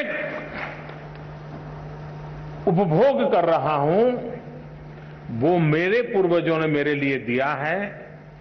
क्या मेरे बाद की पीढ़ी को मुझे भी कुछ देना चाहिए कि नहीं देना चाहिए? देना चाहिए कि नहीं देना चाहिए? अगर मैं बचाऊंगा नहीं तो दूंगा क्या? और इसलिए जैसे हमारे पूर्वजों ने हमें दिया, उनका ऋण स्वीकार करने के लिए और हमारी आगे की पीढ़ी को देने के लिए जिम्मेवारी स्वीकार करते हुए हमने अपना दायित्व निभाना चाहिए। ये हमारा कर्तव्य है। अब ये कोई सरकारी कार्यक्रम से सफल नहीं होता है। जैसे मान लीजिए मैं कहता हूं कि भाई सिंगल यूज प्लास्टिक, इससे बचना चाहिए, लेकिन हमारे ही परिवार में भाषण भी हम करते हो सिंगल यूज प्लास्टिक से बचना चाहिए, लेकिन शादी का कार्ड अगर हम किसी का आता है, घर में देखते हैं तो उस पर एक प्लास्टिक का बहुत सुंदर रैपर करके आता है, हम निकाल करके फेंक देते हैं। अब ये हम जो सोचते हैं उसके विपरीत है। तो सहज स्वभाव कैसे बने? कम से कम मेरे परिवार में मैं सिंगल यूज प्लास्टिक बिल्कुल हमारे घर में उपयोग नहीं करने दूंगा। तो हम एनवायरनमेंट के लिए कुछ न कुछ मदद कर रहे हैं। और अगर देश के सभी बच्चे इस काम को करने लग जाएं, तो फिर आज जो हमारे, आपने देखा होगा, मैं गुजरात में पशु आरोग्य मेले लगा रहा था जब मैं मुख्यमंत्री था, और पशु आरोग्य मेले लगाता तो आपको हैरानी होगी, मैं गुजरात के अंदर पशुओं की दांत की ट्रीटमेंट, डेंचर ट्रीटमेंट करवाता था, पशुओं को मोतीबिंदु होता है, मोतीबिंदु का काम करता था, और कुछ पशुओं के ऑपरेशन करने पड़ते थे। तो मैं एक बार एक गाय देखा, उसके पेट में से कम 40 केजी प्लास्टिक निकला था। अब ये मानवता के विरुद्ध का काम है। अगर ये हमारे अंदर संवेदना पैदा होती है कि मुझे तो अच्छा लगता है, चलो भाई हल्की फुल्की थैली है लेकर के जाना अच्छा लगता है और फिर फेंक देता हूं, हमें अब यूज एंड थ्रो उस कल्चर से बचना पड़ेगा और हमें रीयूज, रिसाइकल, और ये भारत में कोई नयापन नहीं है, ये हमारे यहां तो सालों से परिवार में आदत रही हुई है। हम जितना ज्यादा संसाधनों का उपयोग करेंगे, हम पर्यावरण को बर्बाद करेंगे। हम जितने संसाधनों का ऑप्टिमम यूटिलाइजेशन करेंगे, हम पर्यावरण की रक्षा। अब आज देखिए हमारे इलेक्ट्रॉनिक गैजेट्स, ये भी पर्यावरण के लिए एक संकट बनते जा रहे हैं। आपने देखा होगा भारत सरकार ने अभी स्क्रैप पॉलिसी निकाली हुई, ताकि जो पुरानी गाड़ियां हैं जो प्रदूषण पैदा करती है उनको खत्म करो, उसमें से भी कुछ कमाई करो और नई गाड़ी लाओ। उस दिशा में एक बहुत बड़ी मात्रा में काम चलने वाला है। उसी प्रकार से हम जानते हैं पानी का क्या महत्व है, पौधे का क्या महत्व है, प्रकृति का क्या महत्व है, हम उसके प्रति सेंसिटिव है क्या, और ये सहज स्वभाव बनाना चाहिए। अगर ये स्वभाव बनना है, आपने देखा होगा COP26 में मैंने एक विषय रखा था, यूके में कॉन्फ्रेंस हुई थी दुनिया की, और मैंने कहा था उसमें कि लाइफस्टाइल इज ए प्रॉब्लम। हमारी जो लाइफस्टाइल है, और इसलिए कहा कि एक मिशन लाइफ की आवश्यकता है, और मैंने मिशन लाइफ के लिए वहां शब्द तय किया था कि lifestyle for environment, life LIFE। मैं समझता हूं कि हम भी अपने जीवन में, बहुत छोटी आयु है, 4 मंजिला मकान है और हम भी लिफ्ट में जाते हैं, अरे हम कोशिश करें, हम चढ़ जाएंगे, क्या है, तो हमारा हेल्थ भी को भी फायदा होगा, हम एनवायरनमेंट को मदद करेंगे। छोटी छोटी चीजें हम अपने जीवन में लाएंगे, और इसलिए मैंने कहा था कि हमें दुनिया में P3 मूवमेंट चलाने की जरूरत है, pro planet people, pro planet people. ये P3 मूवमेंट, उससे से ज्यादा लोग जुड़े और कॉन्शियस रहकर के इसको प्रयास करेंगे, तो मैं समझता हूं कि हम चीजों को लाभ करेंगे। दूसरा, हम आज जब देश आजादी का अमृत महोत्सव मना रहा है, आजादी के 75 साल, आज की जो पीढ़ी है वो अपने जीवन की सबसे सफल पलों से गुजरती होगी, तब देश शताब्दी मनाता होगा। मतलब ये 25 साल आपकी जिंदगी का है, आपके लिए है। आपका योगदान इस 25 साल में क्या हो, ताकि हमारा देश उस जगह पे पहुंचे, हम गर्व के साथ देश की शताब्दी आन बान शान के साथ दुनिया के सामने एक चेहरा ऊंचा रख करके मना सके। हमने अपने जीवन को उससे जोड़ना चाहिए, और उसका एक सिंपल सा मार्ग है कर्तव्य पर बल देना। अगर मैं मेरे कर्तव्यों का पालन करता हूं, मतलब कि मैं किसी के अधिकार की रक्षा करता हूं, फिर कभी उसको अधिकार के लिए मांग करने के लिए निकलना ही नहीं पड़ेगा। आज समस्या ये है कि हम कर्तव्यों का पालन नहीं करते हैं, इसलिए अधिकार के लिए उसको लड़ना पड़ता है। हमारे देश में किसी को अपने अधिकारों के लिए लड़ना न पड़े, ये हमारा कर्तव्य है, और उस कर्तव्य का उपाय भी हमारा कर्तव्यों का पालन है। अगर हम कर्तव्यों का पालन करते हैं, हमारे लिए जो जिम्मेवारियां हैं उसको पूरा करते हैं। अब देखिए, हमारे देश ने पूरे दुनिया के लोग, हमारे यहां तो इन चीजों की चर्चा करते हैं तो लोगों को डर लगता है कहीं मोदी के खाते में हो जाएगा, मोदी का जय जयकार हो जाएगा, इसलिए जरा संकोच करते हैं इसका जय जयकार करने में। लेकिन जो हमारे यहां वैक्सीनेशन हुआ है उसमें भी जब मैंने स्कूली बच्चों के लिए वैक्सीनेशन शुरू किया और जिस तेजी से हमारे देश में बच्चों ने दौड़ दौड़ करके वैक्सीन ले लिया, ये अपने आप में बहुत बड़ी घटना है। आप सबका वैक्सीनेशन हो गया है? हाथ ऊपर करिए, हाथ ऊपर करिए। सबका वैक्सीनेशन हो गया है? अगर दुनिया के किसी देश में ऐसे सवाल को पूछने की हिम्मत नहीं कर सकता है, हिंदुस्तान के बच्चों ने भी ये करके दिखाया है कि मतलब कि हमने अपना कर्तव्य का पालन किया। ये कर्तव्य का पालन भारत की आन बान शान बढ़ाने का कारण बन गया है। उसी प्रकार से हमारे देश को आगे बढ़ाना हो, प्रकृति की रक्षा करनी हो, पर्यावरण की रक्षा करनी हो, तो मुझे पक्का विश्वास है कि हम अपने कर्तव्य को सजगता रूपक अगर लगाएंगे, काम करेंगे, तो हम इच्छित परिणाम प्राप्त कर सकते हैं।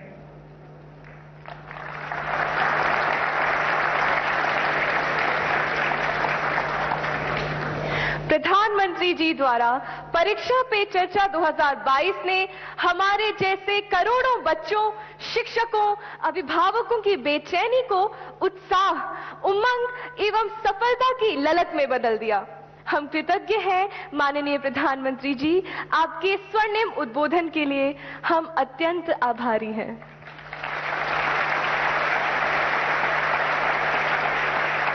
This brings us to the end of this splendid morning of inspiration and encouragement, of moments that will forever stay etched in our reminiscences.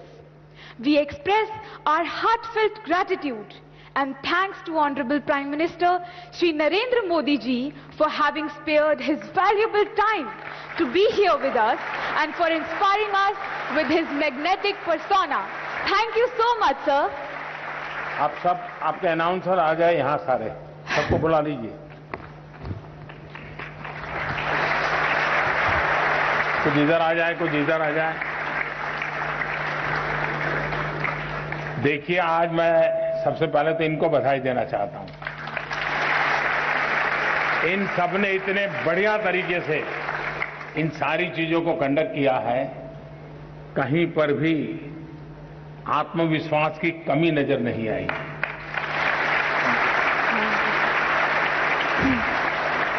आपने भी बारीकी से ऑब्जर्व किया होगा, मैं बराबर ऑब्जर्व करता था। ऐसा सामर्थ्य यहां बैठे हुए हर एक में होगा, जो टीवी पर देखते होंगे उनमें भी होगा और जो नहीं देखते होंगे उनमें भी होगा।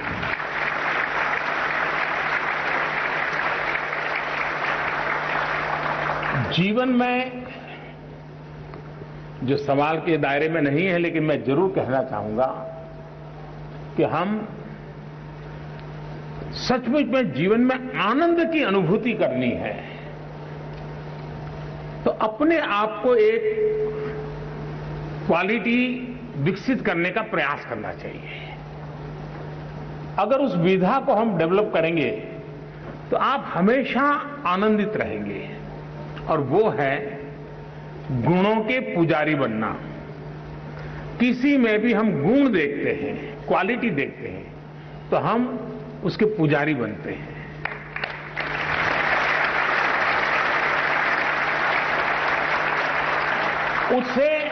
उसको तो ताकत मिलती है, हमें ताकत मिलती है, हमारा स्वभाव बन जाता है कि जहां भी देखें अच्छी चीजों को ऑब्जर्व करें, कैसे अच्छा है वो ऑब्जर्व करें, उसको हम स्वीकार करने का प्रयास करें, खुद को उसमें ढालने का प्रयास करें, इनोवेट करने का प्रयास करें, जोड़ने का प्रयास करें।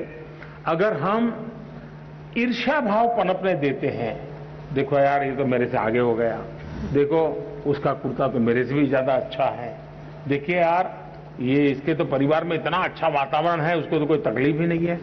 अगर यही कंपटीशन मन में पड़ी रहती है तो हम धीरे धीरे धीरे धीरे धीरे बहुत ही अपने आप को छोटा करते जाते हैं। हम कभी बड़े नहीं बन सकते। हम औरों के सामर्थ्य को, औरों की विशेषताओं को, औरों की शक्तियों को जानने समझने का सामर्थ्य विकसित करेंगे तो उन विशेषताओं को अपने में लाने का सामर्थ्य अपने आप विकसित होना शुरू हो जाएगा। और इसलिए मैं अपनी जिंदगी में सफल होने के लिए आप सबसे आग्रह करूंगा कि जीवन में जहां भी मौका मिले, जो विशेष है, जो अच्छा है, जो सामर्थ्यवान है, उसके प्रति आपका झुकाव होना चाहिए।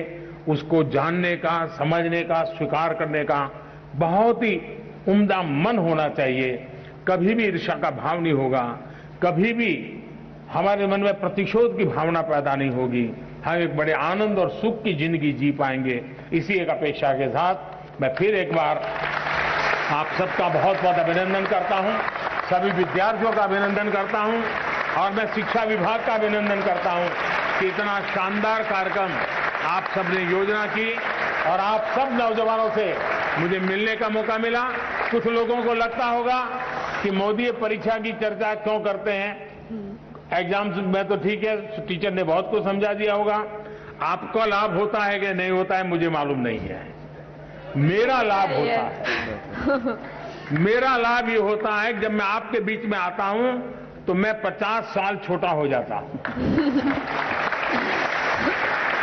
और मैं अपने आप को आपकी उम्र से कुछ सीख करके ग्रो करने की कोशिश करता हूं। यानी मेरी पीढ़ी नहीं बदलती है, मैं आपके साथ जुड़ने के कारण हमेशा आपके मन को समझता हूं, आपकी आशा आकांक्षाओं को समझता हूं, मेरी जिंदगी को उसमें ढालने की कोशिश करता हूं और इसलिए ये कार्यक्रम मुझे बनाने में काम आ रहा है, मेरे सामर्थ्य को बढ़ाने में काम आ रहा है और इसलिए मैं आपके बीच आता हूं। मुझे आज अपने को ढालने के लिए, अपने को घड़ने के लिए, खुद को कुछ सीखने के लिए आप सबने समय दिया, इसलिए मैं आपका आभारी हूं। बहुत बहुत धन्यवाद। क्या नाम आपका? सिंह राठौर। कहां से हो? सब बरेली। जिया श्रीवास्तव सर। जिया श्रीवास्तव। देवांग ब्रिजवासी। कहां से हो? नैनीताल, जीएनवी नैनीताल। पद्मा कहां से हो? लेह लद्दाख। सृजन वर्मा सर, गया बिहार। चलिए, बहुत आनंद। धन्यवाद सर। धन्यवाद sir. Thank you sir. These moments will remain forever etched in the hearts and minds of the students present here. माननीय प्रधानमंत्री श्री नरेंद्र मोदी जी ने देश और विदेश के बच्चों के साथ एक इनफॉर्मल इंटरैक्टिव सेशन में परीक्षा पर चर्चा की। क्लास के इम्तिहान और जीवन के इम्तिहान की तैयारी कैसे करनी चाहिए और उनका सामना कैसे करना चाहिए, ये हमें समझाया। पर्यावरण और जल संरक्षण पर ध्यान विशेष तौर पर देना चाहिए और अपने कर्तव्यों का पालन सजग होकर करना चाहिए, ये उनका संदेश था। बच्चों के लिए ये पल कभी न भूलने वाले हैं। वो बच्चे जो यहाँ मौजूद हैं और इस कार्यक्रम को देश विदेश में देख रहे हैं, उनको प्रेरणा मिल रही है कि अपने एग्जाम्स की तैयारी कैसे की जाए, बिना स्ट्रेस के प्रसन्नता से पढ़ाई की जाए ताकि एग्जाम्स भी अच्छे हों, माता पिता भी खुश हों और टीचर्स भी खुश रहें।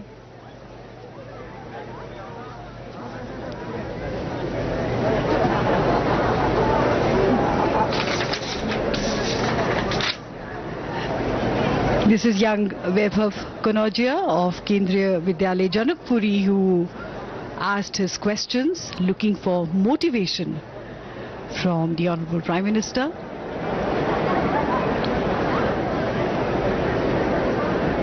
Children always love to come up to the Prime Minister to shake his hand, and the Honorable Prime Minister always indulges children.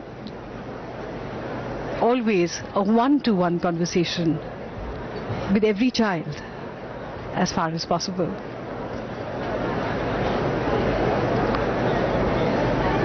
Children of special talent, special abilities,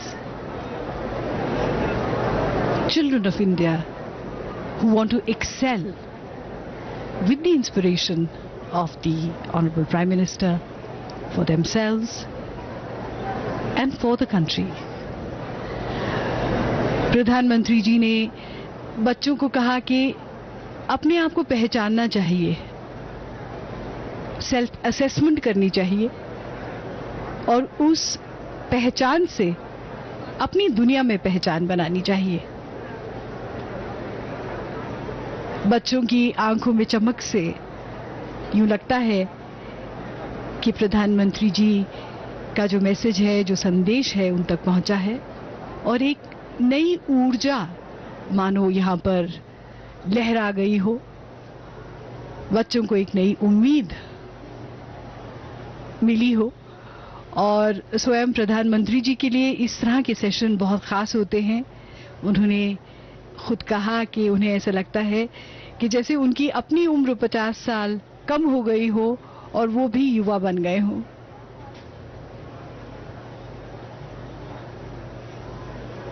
The youth, the energy, the enthusiasm of students, of the children of India is always so inspiring. माननीय प्रधानमंत्री जी का Talkatora indoor stadium से प्रस्थान हुआ और इसके साथ हम भी विदा लेते हैं। हमारी पूरी टीम की ओर से नमस्कार।